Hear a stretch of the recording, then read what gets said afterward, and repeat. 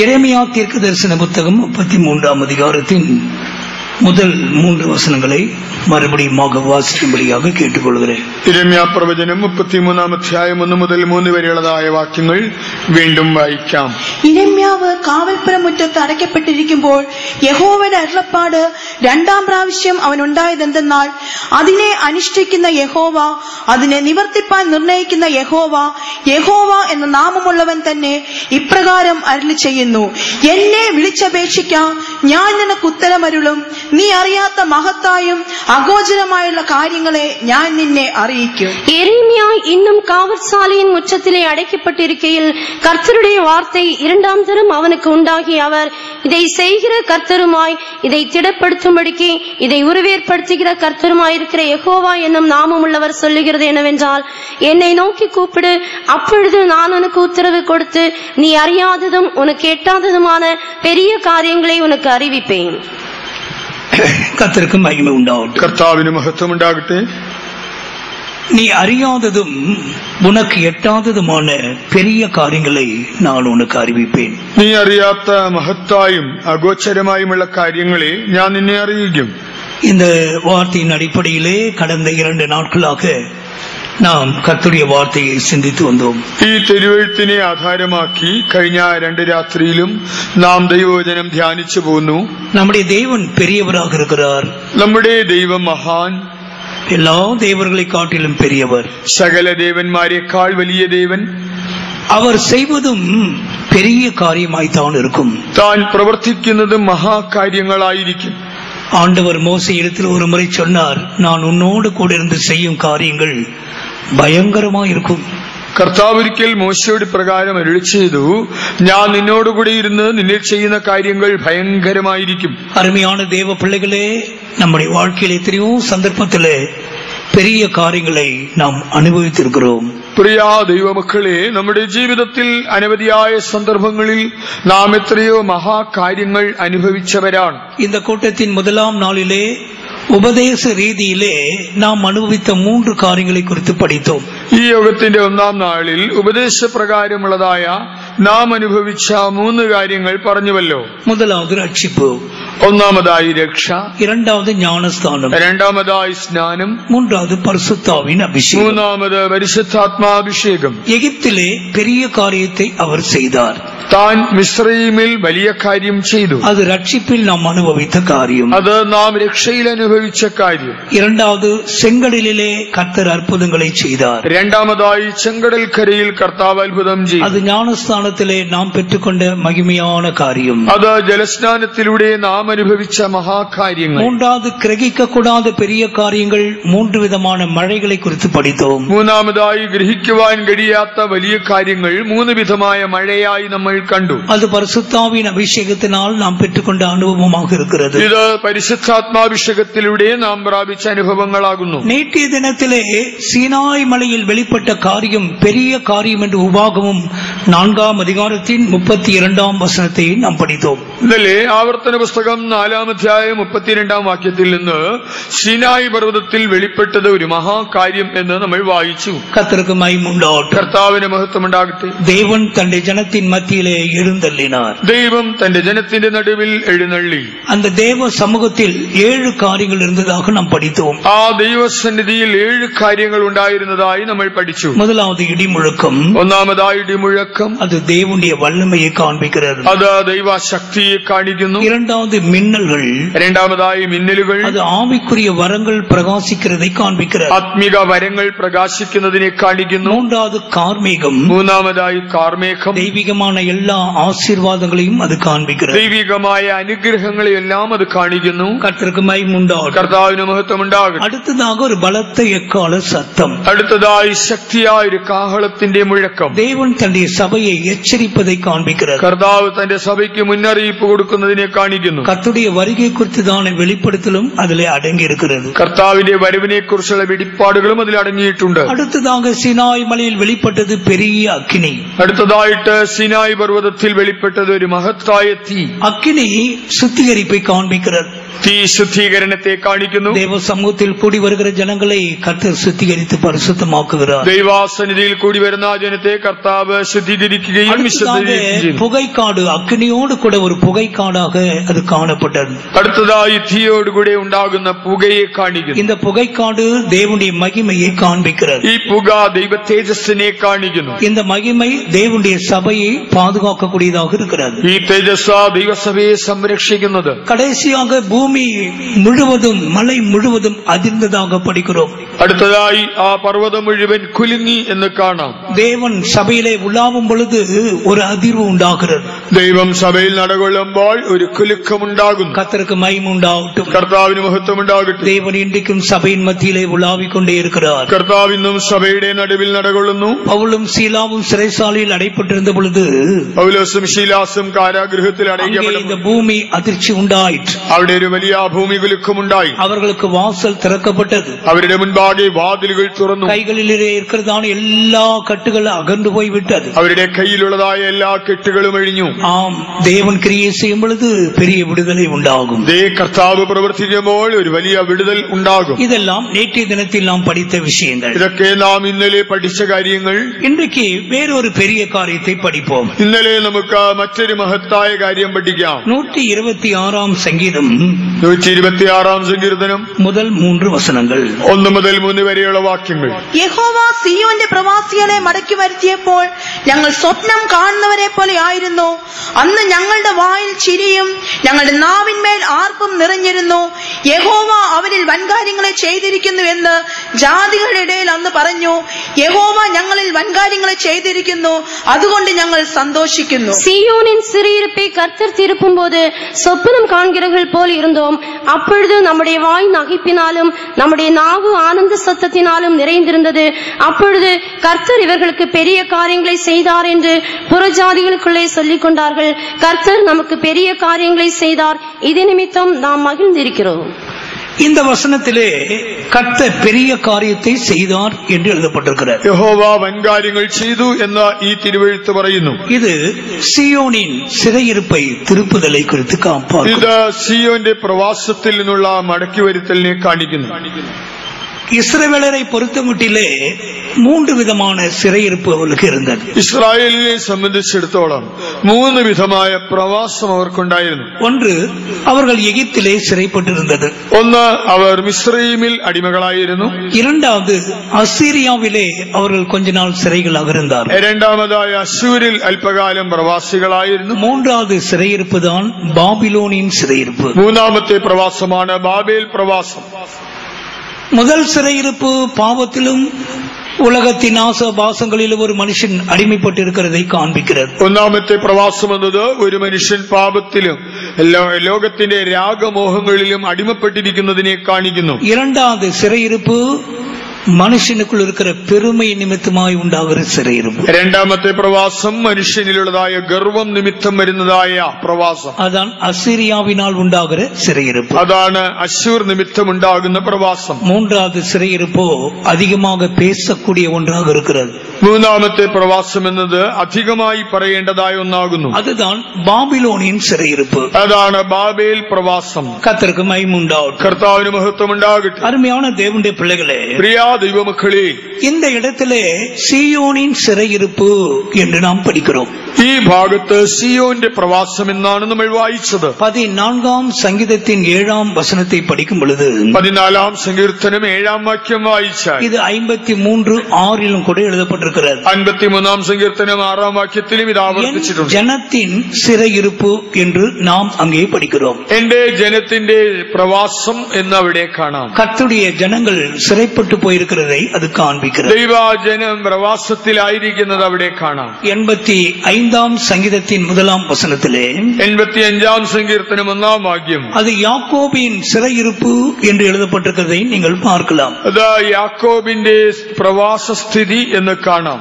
இதை எரேமியா 30ஆம் அதிகாரத்தின் 18ஆம் வசனத்திலே യെരമ്യാവ് 30:18 யாக்கோபின் கூடாரங்களின் சிறையிருப்பு என்று எழுதப்பட்டிருக்கிறார். യാക്കോബിന്റെ കൂടാരങ്ങളുടെ പ്രവാസം എന്ന് പറഞ്ഞിരിക്കുന്നു. இன்னும் 33:7 யூதாவின் சிறையிருப்பும் என்று சொல்லப்பட்டிருக்கிறது. 33:7 യഹൂദായുടെ പ്രവാസം എന്നും കാണാം. எனவே அதிகமாக வேதத்தில் எழுதப்பட்ட ஒரு சிறையிருப்பு தான் இந்த சொல்லப்பட்ட காரியங்கள். ആകയാൽ ബൈബിളിൽ അധികമായി പരാമർശിക്കപ്പെട്ടിട്ടുള്ള പ്രവാസമാണ് ഇപ്പോൾ പറഞ്ഞ കാര്യങ്ങൾ. இது ஒரு யூதன் மாத்திரமல்ல, எபிரேயன் மாத்திரமல்ல, புதிய ஏற்பாட்டு சபைக்கும் பொதுவான ഒരു വിഷയம்தான். ഇത് എബ്രായന് അല്ലെങ്കിൽ ഇത് യഹൂദന് മാത്രം ചേരുന്നതല്ല, പുതിയ നിയമസഭയ്ക്കും പൊരുത്തപ്പെടുന്ന ഒന്നാണ്. கர்த்தருக்கு மகிமை உண்டாகட்டும். ദൈവത്തിന് മഹത്വം ഉണ്ടാകട്ടെ. ஆண்டவர் சிறையிருப்பை திருப்புவதாக அதிகமாக எழுதப்பட்டிருக்கிறது. வேதத்தில் படித்தால் உன் சிறையிருப்பை திருப்புவேன் சொல்றார் ஆண்டவர். അതെ, ഈ പ്രവാസം മാറ്റുന്നതിനെ കുറിച്ച് ബൈബിളിൽ വളരെയധികമായി എഴുതി, ഞാൻ നിന്റെ സ്ഥിതി മാറ്റും അല്ലെങ്കിൽ പ്രവാസം മാറ്റും എന്ന് ആവർത്തിച്ച് പറഞ്ഞിട്ടുണ്ട്. கர்த்தருக்கு மகிமை உண்டாகட்டும். കർത്താവിന് മഹത്വം ഉണ്ടാകട്ടെ. இதை பல பகுதியாக உங்களுக்கு சொல்லுகிறேன். പല ഘട്ടങ്ങളായി ഇത് പറയാം. ஒரு தேவனுடைய பிள்ளை எப்படி சிறைப்பட்டு போகிறான்? ഒരു ദൈവ പൈതൽ എങ്ങനെയാണ് ഈ പ്രവാസത്തിലേക്ക് പോകുന്നത്? രണ്ടാമത്, ஒரு மனிதன் சிறையிருப்பிலிருந்து வெளியே வருவதற்கு அவன் என்ன செய்ய வேண்டும்? ഒരു മനുഷ്യൻ തന്റെ പ്രവാസത്തിൽ നിന്ന് വിടുവിക്കപ്പെട്ട് മടങ്ങി വരുവാൻ ചെയ്യേണ്ടതെന്ത്? മൂന്നാമതായി, தேவன் அவனுக்கு என்ன செய்கிறார்? ദൈവം തനിക്കായി എന്ത് ചെയ്യുന്നു? നാലാമത്, சிறையிருப்பின் பிற்பாடு வந்த பிற்பாடு அவளுக்கு ஆண்டவர் கொடுக்கிற ஆசீர்வதிக்கப்பட்ட வாழ்க்கை. പ്രവാസത്തിൽ നിന്ന് മടങ്ങി വന്നതിന് ശേഷം ദൈവം അവർക്ക് നൽകുന്ന അനുഗ്രഹീത ജീവിതം. கர்த்தருக்கு மகிமை உண்டாகட்டும். കർത്താവിന് മഹത്വം ഉണ്ടാകട്ടെ. ஏன் சிறைப்பட்டு போகிறார்கள்? എന്തുകൊണ്ടാണ് പ്രവാസത്തിലേക്ക് പോകുന്നത്? 2 குறிப்புகளை உங்களுக்கு முன்பாக வைக்கிறேன். 2 കാര്യങ്ങൾ നിങ്ങളുടെ മുൻപിൽ വയ്ക്കട്ടെ. ஏசாயா தீர்க்கதரிசன புத்தகம் 5ஆம் அதிகாரம், യെശയ്യാ പ്രവചനം 5ആം അധ്യായം 13ആം വചനം. 13ആം വാക്യം.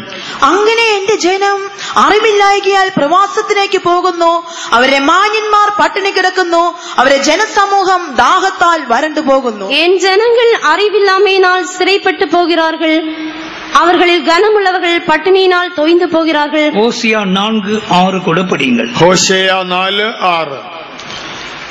പരിജ്ഞാനമില്ലായ്കയാൽ എന്റെ ജനം നശിച്ചു പോകുന്നു, പരിജ്ഞാനം ത്യജിക്കൊണ്ട് നീ എനിക്ക് പുരോഹിതനായിരിക്കാതെ വണ്ണം ഞാൻ നിന്നെയും ത്യജിക്കും. നീ നിന്റെ ദൈവത്തിന്റെ ന്യായപ്രമാണം മറന്നു കളഞ്ഞതുകൊണ്ട് ഞാനും നിന്റെ മക്കളെ മറക്കും. என் ஜனங்கள் அறிவில்லாமையினால் சங்கரமாகிறார்கள், நீ அறிவை வெறுத்தாய், ஆகையால் நீ என் ஆசாரியனாய் இராதபடிக்கு நானும் உன்னை வெறுத்து விடுவேன். நீ உன் தேவனுடைய வேதத்தை மறந்தாய், ஆகையால் நானும் உன் பிள்ளைகளை மறந்து விடுவேன். ஏன் சிறைப்பட்டு போகிறார்கள்? എന്തുകൊണ്ടാണ് പ്രവാസത്തിലേക്ക് പോകുന്നത്? என் ஜனங்கள் அறிவில்லாமையினால் சிறைப்பட்டு போகிறார்கள். എന്റെ ജനം അറിവില്ലായ്കയാൽ പ്രവാസത്തിലേക്ക് പോകുന്നു. சிறைப்பட்டு போன ரெண்டு അനുഭവങ്ങളെ അതേ വചനത്തിലെ പഠിக்கிறோம். പ്രവാസത്തിൽ പോകുമ്പോൾ ഉണ്ടാകുന്ന 2 അനുഭവങ്ങൾ അതേ വാക്യത്തിൽ കാണാം. കണമുള്ളവർ പട്ടിണിയാൽ തൊയ്ந்து പോകുகிறார்கள். ബാല്യപുരുഷന്മാർ വിശപ്പ് കൊണ്ട് വലയുന്നു. അവരുടെ திரளான കൂട്ടത്താർ தாகத்தால் നാവരണ്ടു പോകുகிறார்கள். അവരുടെ വലിയ പുരുഷാരം ദാഹത്താൽ വരണ്ടു പോകുന്നു. സാപ്പാടുമില്ല, കുടിക്ക ഒന്നുമില്ല. ഇതാണ് സിറൈപ്പെട്ട അനുഭവം. ഭക്ഷിക്കുവാനുമില്ല, കുടിക്കുവാനുമില്ല. ഇതാണ് പ്രവാസത്തിലെ അനുഭവം. കർത്താവിന് മഹിമ ഉണ്ടാകട്ടെ. കർത്താവിന് മഹത്വം ഉണ്ടാകട്ടെ. ഏൻ സിറൈപ്പെട്ടു പോകുகிறார்? എന്തുകൊണ്ടാണ് പ്രവാസത്തിലേക്ക് പോകുന്നത്? അറിവില്ലാമയിനാൽ സിറൈപ്പെട്ടു പോകുகிறார். പരിജ്ഞാനമില്ലായ്കയാൽ പ്രവാസത്തിലേക്ക് പോകുന്നു. ഹോശേയാവിൽ നാം என்ன படித்தோம்? ഹോശേയായിൽ വായിച്ചത്, என் ஜனங்கள் அறிவில்லாமையினால் சங்காரமாகிறார்கள். എന്റെ ജനം അറിവില്ലായ്കയാൽ, പരിജ്ഞാനമില്ലായ്കയാൽ നശിച്ചു പോകുന്നു. നീ അറിவை വെറുത്താய், നീ പരിജ്ഞാനം വെറുത്തു. எனவே நீ ஆசாரியனாய் இராதபடி நான் உன்னை வெறுத்து விடுவேன். ആകയാൽ നീ പുരോഹിതനായിരിക്കാതെ വണ്ണം ഞാനും നിന്നെ വെറുക്കും. நாம் எப்படி ஆசாரியனாய் மாறினோம்? നമ്മൾ എങ്ങനെയാണ് പുരോഹിതന്മാരായത്? ஆண்டவர் நம்மை ரட்சித்தது மாத்திரமல்ல, കർത്താവ് നമ്മെ രക്ഷിച്ചത് മാത്രമല്ല, இயேசு கிறிஸ்துவின் இரத்தத்தினால் நம்மை கழுவினது மாத்திரமல்ல, യേശുക്രിസ്തുവിന്റെ രക്തത്താൽ നമ്മെ കഴുകിയതും മാത്രമല്ല, பரிசுத்தாவினால் நிறைத்த பொழுது நாம் அவருக்கு முன்பாக ராஜாக்களும் ஆசாரியருமாய் மாறி இருக்கிறோம். പരിശുദ്ധാത്മാവിനാൽ നമ്മെ നിറച്ച സന്ദർഭത്തിൽ നാം തന്റെ മുൻപാകെ രാജാക്കന്മാരും പുരോഹിതന്മാരുമായി. பரிசுத்தாவி பெற்ற தேவ பிள்ளைகளே, நாம் தான் ஆசாரியர்கள். പരിശുദ്ധാത്മാവിനെ പ്രാപിച്ച ദൈവമക്കളെ നമ്മളാണ് പുരോഹിതന്മാർ. ஆசாரியனாய் மாறின பிற்பாடு நீ அறிவை வெறுக்கிறாய். പുരോഹിതനായി മാറിയതിനു ശേഷം നീ പരിജ്ഞാനം വെറുക്കുന്നു. நீ உன் தேவனுடைய வேதத்தை மறந்தாய். നീ നിന്റെ ദൈവത്തിന്റെ ന്യായപ്രമാണം മറന്നു. நானும் உன் பிள்ளைகளை மறப்பேன். ഞാനും നിന്റെ മക്കളെ മറക്കും. அறிவு இல்லாமையினாலே சிறைப்பட்டு போகிறார்கள், சங்காரமாகிறார்கள். പരിജ്ഞാനമില്ലായകയാൽ പ്രവാസത്തിലേക്ക് പോവുകയും നശിക്കുകയും ചെയ്യുന്നു. அபிஷேகம் பெற்ற பிற்பாடு, അഭിഷേകം പ്രാപിച്ച ശേഷം தெய்வத்துக்கு மகிமை உண்டாகட்டும், ദൈവത്തിന് മഹത്വം ഉണ്ടാകട്ടെ. என்ன அறிவு? എന്താണ് ഈ പരിജ്ഞാനം? இந்த கிறிஸ்துவ வாழ்க்கை குறித்துதான் ஒரு அறிவு. ഈ ക്രിസ്തീയ ജീവിതത്തെ കുറിച്ചുള്ള പരിജ്ഞാനം. இனி வரப்போகிற நித்தியத்தை குறித்த ஒரு அறிவு. ഇനി വരുവാനുള്ള നിത്യതയെ കുറിച്ചുള്ള അറിവ്. இனி வரப்போகிற நியாய தீர்ப்பை குறித்துதான் ஒரு அறிவு. വരേണ്ടതായിട്ടുള്ള ന്യായവിധിയെ കുറിച്ചുള്ള അറിവ്. நித்திய நரகத்தை குறித்துதான் ஒரு அறிவு. നിത്യ നരകത്തെ കുറിച്ചുള്ള അറിവ്. இந்த அறிவை ஜனங்கள் வெறுக்கிறார்கள். ജനങ്ങൾ ഈ പരിജ്ഞാനത്തെ വെറുക്കുന്നു. அதற்கு பதிலாக எத்தனையோ காரியங்களை அறிந்து கொண்டே இருக்கிறார்கள். അതിന് പകരം മറ്റെത്രയോ കാര്യങ്ങളാണ് അവർ അറിയുന്നത്. கடைசி நாட்களிலே அறிவு பெருகி போகும். അന്ത്യനാളുകളിൽ അറിവ് വർദ്ധിക്കും. அறிவு பெருத்தவன் நோவு பெருத்தவன். ജ്ഞാനബാഹുല്യത്തിൽ വ്യസനബാഹുല്യമുണ്ട്. எதை வெறுக்க வேண்டுமோ அதை வெறுக்காமல் அதையே நாடி போகிறார்கள். ഏത് വെറുക്കണമോ അതിനെ വെറുക്കുന്നതിന് പകരം അതിനെ തേടി പോകുന്നു.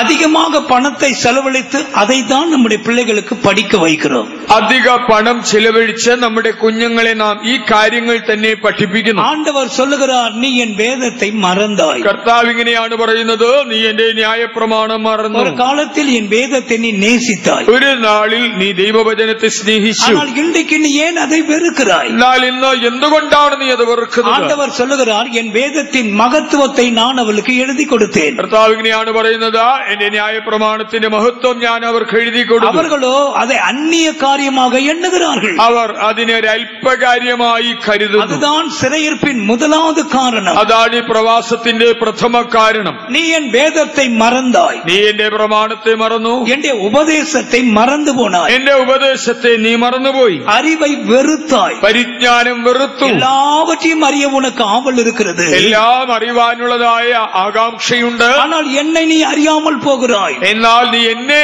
അറിയുന്നില്ല. பரிசுத்த பவுல் என்ன சொல்லுகிறார்? ശുദ്ധ പൗലോസ് പറയുന്നത്, நான் கிறிஸ்துவை அறிய வேண்டும். ക്രിസ്തുവിനെ ഞാൻ അറിയണം. அந்த பாடுகளின் ஐக்கியத்தை அறிய வேண்டும். അവന്റെ കഷ്ടാനുഭവങ്ങളുടെ കൂട്ടായ്മ അറിയണം. உயிர்த்தெழுதலின் வல்லமையை அறிய வேண்டும். അവന്റെ പുനരുത്ഥാനത്തിന്റെ ശക്തി അറിയണം. எனவே தனக்குண்டான எல்லாவற்றையும் நஷ்டமாக விட்டார். ആകയാൽ തനിക്കുള്ളതെല്ലാം ഛേദമെന്നെണ്ണി, குப்பையாக எண்ணுகிறார். ചവറ് എന്നെണ്ണി. இப்போது அவருடைய முக்கிய விஷயம் கிறிஸ்துவை அறிவது. ഇപ്പോൾ തന്റെ പ്രധാന ലക്ഷ്യം ക്രിസ്തുവിനെ കുറിച്ചുള്ള പരിജ്ഞാനം പ്രാപിക്കണം. ஒன்றான மெய்தேவனாக உம்மையும் நீர் அனுப்பின கிறிஸ்துவை அறிவதே நித்திய ஜீவன். ഏകാസത്യദൈവമായ നിന്നെയും നീ അയച്ചിരിക്കുന്ന യേശുക്രിസ്തുവിനെയും അറിയുന്നത് തന്നെ നിത്യജീവനാകുന്നു. இந்த அறிவை நீ வெறுத்தபடியினால் சிறைப்பட்டு போயிருக்கிறாய். ഈ പരിജ്ഞാനം വെറുത്തത് കൊണ്ട് നീ ഇപ്പോൾ അടിമത്തത്തിലായി. எனவே நீ வேதத்தை மறந்து போனாய். ആകയാൽ നീ ഈ ന്യായപ്രമാണം മറന്നു. ஆண்டவர் சொல்லுகிறார், நான் உன் பிள்ளைகளையும் கூட மறப்பேன். ദൈവം പറയുന്നു, ഞാൻ നിന്റെ മക്കളെ പോലും മറക്കും.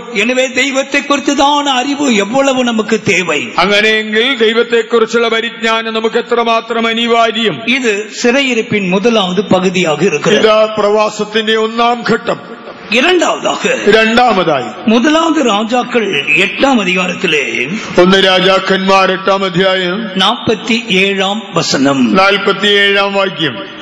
அவர்கள் சிறைப்பட்டு போயிருக்கிற கால தேசத்திலே தங்களில் உணர்வடைந்து மனம் திரும்பி நாங்கள் பாவம் செய்து அக்கிரமம் பண்ணி துன்மார்க்கமாய் நடந்தோம் என்று தங்கள் சிறையிருப்பான தேசத்திலே 47:47 അവരെ പിടിച്ചുകൊണ്ടുപോയിരിക്കുന്ന ദേശത്ത് വെച്ച് അവർ ഉണർന്ന് മനം തിരിഞ്ഞ് അവരെ ബദ്ധരായി കൊണ്ടുപോയ ദേശത്ത് വെച്ച് ഞങ്ങൾ പാപം ചെയ്ത് അകൃത്യവും ദുഷ്ടതയും പ്രവർത്തിച്ചിരിക്കുന്നു എന്ന് പറഞ്ഞ് നിന്നോട് യാചിക്കുകയും அவர்கள் சிறைப்பட்டு போயிருக்கிற தேசத்திலே தங்களில் உணர்வடைந்து மனம் திரும்பி நாங்கள் பாவம் செய்து அக்கிரமம் பண்ணி துன்மார்க்கமாய் நடந்தோம் என்று தங்கள் சிறையிருப்பான தேசத்திலே கர்த்தருக்கு ஸ்தோத்திரம். കർത്താവിന് സ്തോത്രം. 46ஆம் வசனத்திலே படிக்கிறோம். 46ആം വാക്യത്തിൽ വായിക്കുന്നത്, தமிழ்ல அது படிங்க. 46 பாவம் செய்யாத மனுஷன் இல்லையே. ஆகையால் அவர்கள் உமக்கு விரோதமாய் பாவம் செய்து தேவரீர் அவர்கள் மேல் கோபம் கொண்டு அவர்கள் சத்துருக்கள் கையில் அவர்களை ஒப்பு கொடுத்து அந்த சத்துருக்கள் அவர்களை தூரத்திலாகிலும் சமீபத்திலாகிலும் இருக்கிற தங்கள் தேசத்திற்கு சிறைப்படுத்திக் கொண்டு போகும்போது சாலமோன் ஜெபிக்கிறதை பார்க்கிறோம். ശലോമോന്റെ പ്രാർത്ഥനയാണ് ഇവിടെ കാണുന്നത്. அவன் தேவாலயத்தை கட்டி பிரதிஷ்டை செய்தான். താൻ ദൈവാലയം പണിത് പ്രതിഷ്ഠിച്ചു. அதிலே அவன் உபயோகிக்கிற வார்த்தையை பாருங்கள். അതിൽ താൻ ഉപയോഗിക്കുന്ന വാക്കുകൾ നോക്കുക. முதலாவது சொல்லுகிறான், பாவம் செய்யாத மனுஷன் இல்லையே. ആദ്യം പറയുന്നുണ്ട്, പാപം ചെയ്യാത്ത മനുഷ്യനില്ലല്ലോ. இந்த ஜனங்கள் உமக்கு விரோதமாக பாவம் செய்து, എന്നാൽ ഈ ജനം നിനക്ക് വിരോധമായി പാപം ചെയ്ത நீர் அவர்கள் மேல் கோபம் கொண்டு നീ അവരുടെ മേൽ കോപിച്ച് சத்துருக்கள் கையிலே ஒப்பு கொடுக்கும் பொழுது ശത്രുവിന്റെ കയ്യിൽ ഏൽപ്പിക്കുമ്പോൾ அவர்கள் சிறைப்பட்டு போகிறார்கள். അവർ പ്രവാസത്തിൽ പോകുന്നു. கர்த்தருக்கு மகிமை உண்டாகும். കർത്താവിന് മഹത്വമുണ്ടാകും. இங்கே தேவனுக்கு விரோதமான பாவத்தை நாம் பார்க்கிறோம். ഇവിടെ ദൈവത്തിനെതിരായിട്ടുള്ള പാപം കാണാം. முதலாவது தெய்வத்தை குறித்ததான அறியாமை. ഒന്നാമത് ദൈവത്തെ കുറിച്ചുള്ള അജ്ഞത. இரண்டாவது கர்த்தருக்கு விரோதமான பாவம். രണ്ടാമതായി യഹോവയ്ക്ക് വിരോധമായ പാപം. யோசேப்பு சொல்லுகிறான், கர்த்தருக்கு விரோதமாய் பாவம் செய்வது எப்படி? യോസേഫ് ചോദിക്കുന്നു, ഞാൻ യഹോവയ്ക്ക് വിരോധമായി പാപം ചെയ്യുന്നത് എങ്ങനെ? விபச்சார பாவத்தை குறித்து தான் சொல்லுகிறான். വ്യഭിചാര പാപത്തെ കുറിച്ചാണ് അവിടെ പറയുന്നത്. கர்த்தருக்கு மகிமை உண்டாகும். ദൈവത്തിന് മഹത്വമുണ്ടാകും. இந்த நாட்களில் எழுத்தின் பிரகாரமாக சபை அந்த பாவத்துக்குள் ஒருவேளை இல்லாது இருக்கலாம். ഒരുപക്ഷെ ഇന്ന് അക്ഷരികമായി സഭ ഈ പാപത്തിൽ കുടുങ്ങാതിരുന്നേക്കാം. ஆனால் ஆவிக்குரிய வேசித்தனத்தின் பாவம் சபைக்குள் வந்திருக்கிறது. ആത്മീക പരസംഗ പാപം ഇന്ന് സഭയിൽ വന്നിട്ടുണ്ട്. அது எந்த பாவம்? അത് എന്ത് പാപം? இந்த ஜனங்கள் ஜீவனுள்ள தேவனை விட்டுவிட்டு ഈ ജനങ്ങൾ ജീവനുള്ള ദൈവത്തെ ത്യജിച്ചു കളഞ്ഞു. பாகாலை தொழுது கொண்டார்கள், ബാലിനെ ആരാധിച്ചു, அஸ்தரோத்தை தொழுது கொண்டார்கள், അസ്തരത്തിനെ ആരാധിച്ചു, மோலோக்கை ஆராதித்தார்கள். മെലോക്കിനെ ആരാധിച്ചു. நீங்கள் இஸ்ரவேலுடைய சரித்திரத்தை பாருங்கள். ഇസ്രായേലിന്റെ ചരിത്രം നോക്കൂ. ஆண்டவர் வேதனைப்பட்ட சந்தர்ப்பங்கள் அவைகள்தான். കർത്താവ് വളരെ വ്യസനിച്ച സന്ദർഭങ്ങൾ ഇതാ. இஸ்ரவேலிலே தேவன் இல்லை என்றால் நீ அங்கே போனாய். ഇസ്രായേലിൽ ദൈവമില്ലാഞ്ഞിട്ടോ നീ അങ്ങോട്ട് പോയത്. அதுதான் ஆவிக்குரிய வேசித்தனம். ഇതാണ് ആത്മീക വ്യഭിചാരം. கர்த்தருக்கு மகிமை உண்டாகும். കർത്താവിന് മഹത്വം. உன் தேவனாகிய கர்த்தர் ஒருவரே. നിന്റെ ദൈവമായ യഹോവ ഒരുവൻ. வானத்தின் கீழே பூமியின் மேலே, ആകാശത്തിന് കീഴിൽ ഭൂമിയിൽ அவரை போல வேறொரு தேவன் இல்லை. തന്നോട് തുല്യനായ ഒരു ദൈവമില്ല. சீனாய் மலையிலே அவர்கள் ஒரு விக்கிரகத்தை காணவில்லை. സീനായ് പർവ്വതത്തിൽ അവർ ഒരു വിഗ്രഹ രൂപം കണ്ടില്ല. எந்த ஒரு ரூபத்தையும் பார்க்கவில்லை. മറ്റൊരു രൂപവും അവർ കണ്ടില്ല. ஒரு சத்தத்தை மாத்திரம் கேட்டார்கள். ആ ശബ്ദം മാത്രമേ കേട്ടുള്ളൂ. எனவே ஆண்டவர் என்ன சொன்னார்? ആകയാൽ കർത്താവ് അരുളി நீ ചെയ്തു, உன்னை கெடுத்துக்கொண்டு നീ നിന്നെ വഷളാക്കി இதுபோல ஒரு உருவத்தை செய்து நீ சேவிக்காதே. ഇതുപോലെ ഒരു രൂപമുണ്ടാക്കി നമസ്കരിക്കരുത്. இப்படிப்பட்ட உருவத்தை செய்து ஒளிப்பிடத்தில் வைத்து ஆராதிக்கிறவன் சபிக்கப்பட்டவன் என்று வேதம் சொல்லுகிறது. രഹസ്യമായി ഇങ്ങനെ വിഗ്രഹാരൂപങ്ങളെ ഉണ്ടാക്കി വണങ്ങുന്നവൻ ശപിക്കപ്പെട്ടവൻ എന്നാ ബൈബിൾ പറയുന്നു. இதான் ஆவிக்குரிய வேசித்தனம். ഇതാണ് ആത്മീക വ്യഭിചാരം. கர்த்தருக்கு ஸ்தோத்திரம். കർത്താവിന് സ്തോത്രം. எழுத்தின் பிரகாரமாக நாம் அப்படி செய்யாமல் இருக்கலாம். നാം അക്ഷരീകമായി അങ്ങനെ ചെയ്യാതിരുന്നേക്കാം. ஆனால் கிறிஸ்துவை பற்றும் உண்மை என்று நம்முடைய மனது விலகி இருக்கும். എന്നാൽ ക്രിസ്തുവിനോടുള്ള ഏകാഗ്രത വിട്ടാ നമ്മുടെ മനസ്സകന്നിരിക്കാം. பணம் நம்முடைய தெய்வமாய் போயிருக்கும். പണം നമ്മുടെ ദൈവമായി മാറിയേക്കാം. மனிதர்கள் தேவர்களாய் போயிருப்பார்கள். മനുഷ്യർ നമ്മുടെ ദൈവങ്ങളായേക്കാം. நாம் உபயோகிக்கிற பொருட்கள் தெய்வங்களாய் போயிருக்கும். നാം ഉപയോഗിക്കുന്ന വസ്തുക്കൾ നമ്മുടെ ദൈവങ്ങളായിരിക്കാം. கர்த்தருடைய வசனத்துக்கு முன்பாக நடுங்குவோமாக. കർത്താവിന്റെ വചനത്തിന് മുൻപാകെ വിറയ്ക്കാം. ஏன் கர்த்தருடைய சபை சிறைப்பட்டு போகிறது? കർത്താവിന്റെ സഭ എന്തുകൊണ്ട് പ്രവാസികളാകുന്നു? தெய்வத்தை குறித்துதான அறிவை விட்டு விட்டார்கள். ദൈവത്തെ കുറിച്ചുള്ള പരിജ്ഞാനം ത്യജിച്ചു. இரண்டாவதாக ஏதோ ஒரு காரியம் அவளுக்கு தெய்வமாக மாறிவிட்டது. രണ്ടാമതായി മറ്റെന്തോ ഒന്ന് അവരുടെ ദൈവമായി. கர்த்தருக்கு ஸ்தோத்திரம். കർത്താവിന് സ്തോത്രം. சகோதரன் போனை பத்தி சாட்சியில சொன்னாரு. സഹോദരൻ ഫോണിനെ കുറിച്ച് സാക്ഷിയിൽ പറഞ്ഞല്ലോ. ஒரு வீட்டிலே ஒரு சிறிய குழப்பம். ഒരു വീട്ടിൽ ഒരു ചെറിയ പ്രശ്നം. ஒரே பிள்ளை, ഒരു ഒറ്റക്കുട്ടി, டீனேஜ் கேர்ள். ഒരു കൗമാരപ്രായക്കാരി. பிரச்சனைக்கு காரணம் செல்போன். പ്രശ്നത്തിന് കാരണം മൊബൈൽ ഫോൺ. ரொம்ப குட்டி பிள்ளையில இருந்து எனக்கு தெரியும். ബാല്യപ്രായം മുതൽ എനിക്കറിയാം. அந்த பிரச்சனை தீரணும்னா இது கொஞ்சம் சேஞ்ச் பண்ண வேண்டியிருக்கு. പ്രശ്നം തീരണമെങ്കിൽ ഇത് മാറ്റിയേ മതിയാകും. நான் உரிமையோடு அந்த செல்போன் அவளுக்கு திருப்பிடுங்கினேன். ഞാൻ അവളോട് വലിയ അവകാശബോധത്തോടെ അത് ഞാൻ പിടിച്ചു. சத்தம் இதுவரைக்கும் என் காதுல கேட்டுக்கொண்டிருக்கு. അവൾ അലറി വിളിച്ച ശബ്ദം ഇപ്പോൾ എന്റെ കാതിൽ മുഴങ്ങുന്നു. எனக்கு விருப்பமான குழந்தை அவள். എനിക്ക് വളരെ ഇഷ്ടമുള്ള ഒരു കുഞ്ഞ്. ஆனா இங்க எப்படி அந்த பிரச்சனை அவளுக்கு உண்டாயிற்று? എന്നാൽ അവൾക്ക് ഇപ്പോൾ എങ്ങനെ ഒരു പ്രശ്നമുണ്ടായി? கர்த்தருக்கு ஸ்தோத்திரம். ദൈവത്തിന് സ്തോത്രം. அடையாறுல பில்டிங் ஒர்க் நடந்து கொண்டிருந்த பொழுது അടയാറിൽ കെട്ടിടപ്പണി നടക്കുമ്പോൾ ஒரு நார்த் இந்தியன் ஃபேமிலி வந்து ஒர்க் பண்றாங்க. ഒരു വടക്കേ ഇന്ത്യൻ കുടുംബം വന്ന് അവിടെ ജോലി ചെയ്യുന്നു. ஒரு குட்டி பிள்ளை உட்கார்ந்து இருக்கிறான். ഒരു കുട്ടി അവൾ അടുത്തിരിപ്പുണ്ട്. அவங்க பேரண்ட்ஸ் அவ கையில எண்ணத்தையே போட்டு விட்டுட்டு அவ பாத்துட்டே இருக்கிறா. அவங்க வேலை செய்யறாங்க. മാതാപിതാക്കൾ കയ്യിൽ എന്തോ കാണിച്ചു കൊടുത്ത് അവൾ അത് കണ്ടുകൊണ്ടിരിക്കുന്നു. അവർ ജോലി ചെയ്യുന്നു. சரி, என்ன செய்யறாள் பார்க்கலாம். എന്താണ് അവൾ ചെയ്യുന്നത് നോക്കാം. நான் கிட்ட போய் தடவி தேடி பார்த்தேன். ഞാനിങ്ങനെ ചെന്ന് തടവിയൊക്കെ നോക്കി. No response. ഇല്ല, പ്രതികരണമില്ല. 100% அதற்குள்ள அவ கவனமா இருக்கிறார். 100% അവൾ അതിൽ മുഴുകി. உடனே நான் பிடுங்கிக் கொண்டேன். ഞാൻ ഉടനെ അതിങ്ങനെ തട്ടിപ്പറിച്ചു. அவள் போட்ட சத்தம் பயங்கர சத்தம். അവൾ വളരെ ഉച്ചത്തിൽ അലറി. கண்கள தண்ணி வரல, കണ്ണിൽ നിന്ന് വെള്ളം വന്നില്ല. ஆனா அது ஒரு அழுகை. என்ன விதமான அழுகையே தெரியாது. കരച്ചിലാണ്, ഒരു വിചിത്രമായ കരച്ചിൽ. கொஞ்ச நேரம் நின்றேன். അല്പം നിന്നു. இவான் கூப்பிட்டேன். എന്നിട്ട് വായെന്ന് വിളിച്ചു. வரவே இல்ல. വന്നില്ല. பயங்கர சத்தம். ഭയങ്കര ശബ്ദം. பேரண்ட்ஸ் பார்த்துட்டே இருக்கிறாங்க. മാതാപിതാക്കൾ കണ്ടുകൊണ്ടിരിക്കുന്നു. ஒரு 10 ஸ்டெப் முன்னாடி போனேன். ഒരു 10 ചുവട് മുമ്പോട്ട് പോയി. மறுபடியும் கூப்பிட்டேன். വീണ്ടും വിളിച്ചു. ஓடி வந்தாள். ഓടി വന്നു. கொடுத்தேன். കൊടുത്തു. அடுத்த செகண்ட் அந்த அழுகை எங்க போச்சே தெரியாது. ആ തൊട്ട് അടുത്ത സെക്കൻഡിൽ കരച്ചിൽ നിന്നു. நான் மிகவும் யோசித்தேன் பிரியமானவர்களே. പ്രിയരെ, ഞാൻ ഒരുപാട് ചിന്തിച്ചു. கர்த்தருக்கு மகிமை உண்டாகட்டும். കർത്താവിന് മഹത്വം ഉണ്ടാകട്ടെ. ஏன் சிறைப்பட்டு போகிறார்கள்? എന്തുകൊണ്ടാണ് പ്രവാസത്തിൽ പോകുന്നത്? அவருடைய தேவன் யார்? അവരുടെ ദൈവമാർ. பிசாசு எதை கொண்டு வந்து வைத்திருக்கிறான்? പിശാച് എന്താണ് കൊണ്ടുവന്ന് വെച്ചിരിക്കുന്നത്? அதனால் தான் சிறைப்பட்டு போகிறார்கள். അതുകൊണ്ടാണ് അടിമത്തത്തിലേക്ക് പോകുന്നത്. கர்த்தருக்கு மகிமை உண்டாகட்டும். കർത്താവിന് മഹത്വം ഉണ്ടാകട്ടെ. சிறையிருப்பு எப்படி இருக்கும் என்று புலம்பலின் புஸ்தகத்தை போய் வாசியுங்கள். ഒരു പ്രവാസം എങ്ങനെയെന്ന് അറിയുവാൻ വിലാപങ്ങളുടെ പുസ്തകം നന്നായി വായിക്കുക. தயவு செய்து சொல்லுகிறேன், புலம்பலின் புஸ்தகத்தை போய் படியுங்கள். ദയവായി ഞാൻ നിങ്ങളോട് അഭ്യർത്ഥിക്കുകയാണ്, വിലാപങ്ങളുടെ പുസ്തകം വായിക്കുക. நீ விடுதலையுள்ள கிறிஸ்தவனா அல்லது சிறைப்பட்டு போன கிறிஸ்தவனா? നീ സ്വാതന്ത്ര്യമുള്ള ക്രിസ്ത്യാനിയോ അടിമത്തത്തിലുള്ള ക്രിസ്ത്യാനിയോ? கர்த்தருக்கு மகிமை உண்டாகட்டும். കർത്താവിന് മഹത്വം. ஜனங்களை பாருங்கள், எதிலையோ போய் சிக்கிக் கொள்ளுகிறார்கள். ആളുകളെ നോക്കൂ, ഏതിലൊക്കെയോ കുടുങ്ങിയിരിക്കുന്നു. ஒரு காலத்துல விடுதலையோடு ஆண்டவரை ஆராதித்தவர்கள், ഒരു കാലത്ത് സ്വാതന്ത്ര്യത്തോടെ ദൈവത്തെ ആരാധിച്ചവർ விவாக காரியத்திலே பிசாசு சிறைப்படுத்துகிறான். വിവാഹ കാര്യങ്ങളിൽ പിശാച് അടിമപ്പെടുത്തുന്നു. நல்ல குடும்பங்கள், നല്ല കുടുംബങ്ങൾ மேரேஜ் மூலமாக சிறைப்பட்டு போகிறார்கள். വിവാഹത്തിലൂടെ പ്രവാസത്തിലേക്ക് പോകുന്നു. கர்த்தருக்கு மகிமை உண்டாகும். കർത്താവിന് മഹത്വം. இதெல்லாம் பொதுவுல சொல்லக்கூடாது. ഇതെല്ലാം പൊതുവിൽ പറഞ്ഞുകൂടാ. அடையார் சென்டர்ல மேரேஜ் காரியத்தை நான் தான் பார்த்துட்டு இருக்கிறேன். അടയാർ സെന്ററിലെ വിവാഹ കാര്യങ്ങളുടെ ഉത്തരവാദിത്വം എനിക്കാണ്. 1 வருஷத்துல ஏறக்குறைய நானே ஒரு 26-30 கல்யாணம் நடத்தி வச்சிருக்கிறேன். കഴിഞ്ഞ വർഷത്തിൽ ഞാൻ തന്നെ 26-നും 30-നും ഇടയ്ക്കുള്ള വിവാഹങ്ങൾ നടത്തി. பாஸ்டர் நடத்தி இருக்கிறார். പാസ്റ്റർ നടത്തിയിട്ടുണ്ട്. இன்னுം 2 பாஸ்டர்ஸ் அனுப்புறோம். മറ്റു 2 പാസ്റ്റർമാരെ അയക്കും. கர்த்தருக்கு ஸ்தோத்திரம். ദൈവത്തിന് സ്തോത്രം. பிரச்சனை என்ன தெரியுமா? പ്രശ്നം എന്താണെന്ന് அது അറിയാമോ? இங்க இருக்கு, எனக்கு தெரியாது. ഇവിടെ ഉണ്ടോ എന്നറിയില്ല. பெரிய ப்ராப்ளம் அங்க இருக்கு. ഒരു വലിയ പ്രശ്നമുണ്ട്. ஒரு பையனையும் பெண்ணையும் விவாகம் பண்ணி கொடுக்கிறோம். ഒരു യുവാവിനെയും യുവതിയെയും തമ്മിൽ വിവാഹം കഴിപ്പിക്കുന്നു.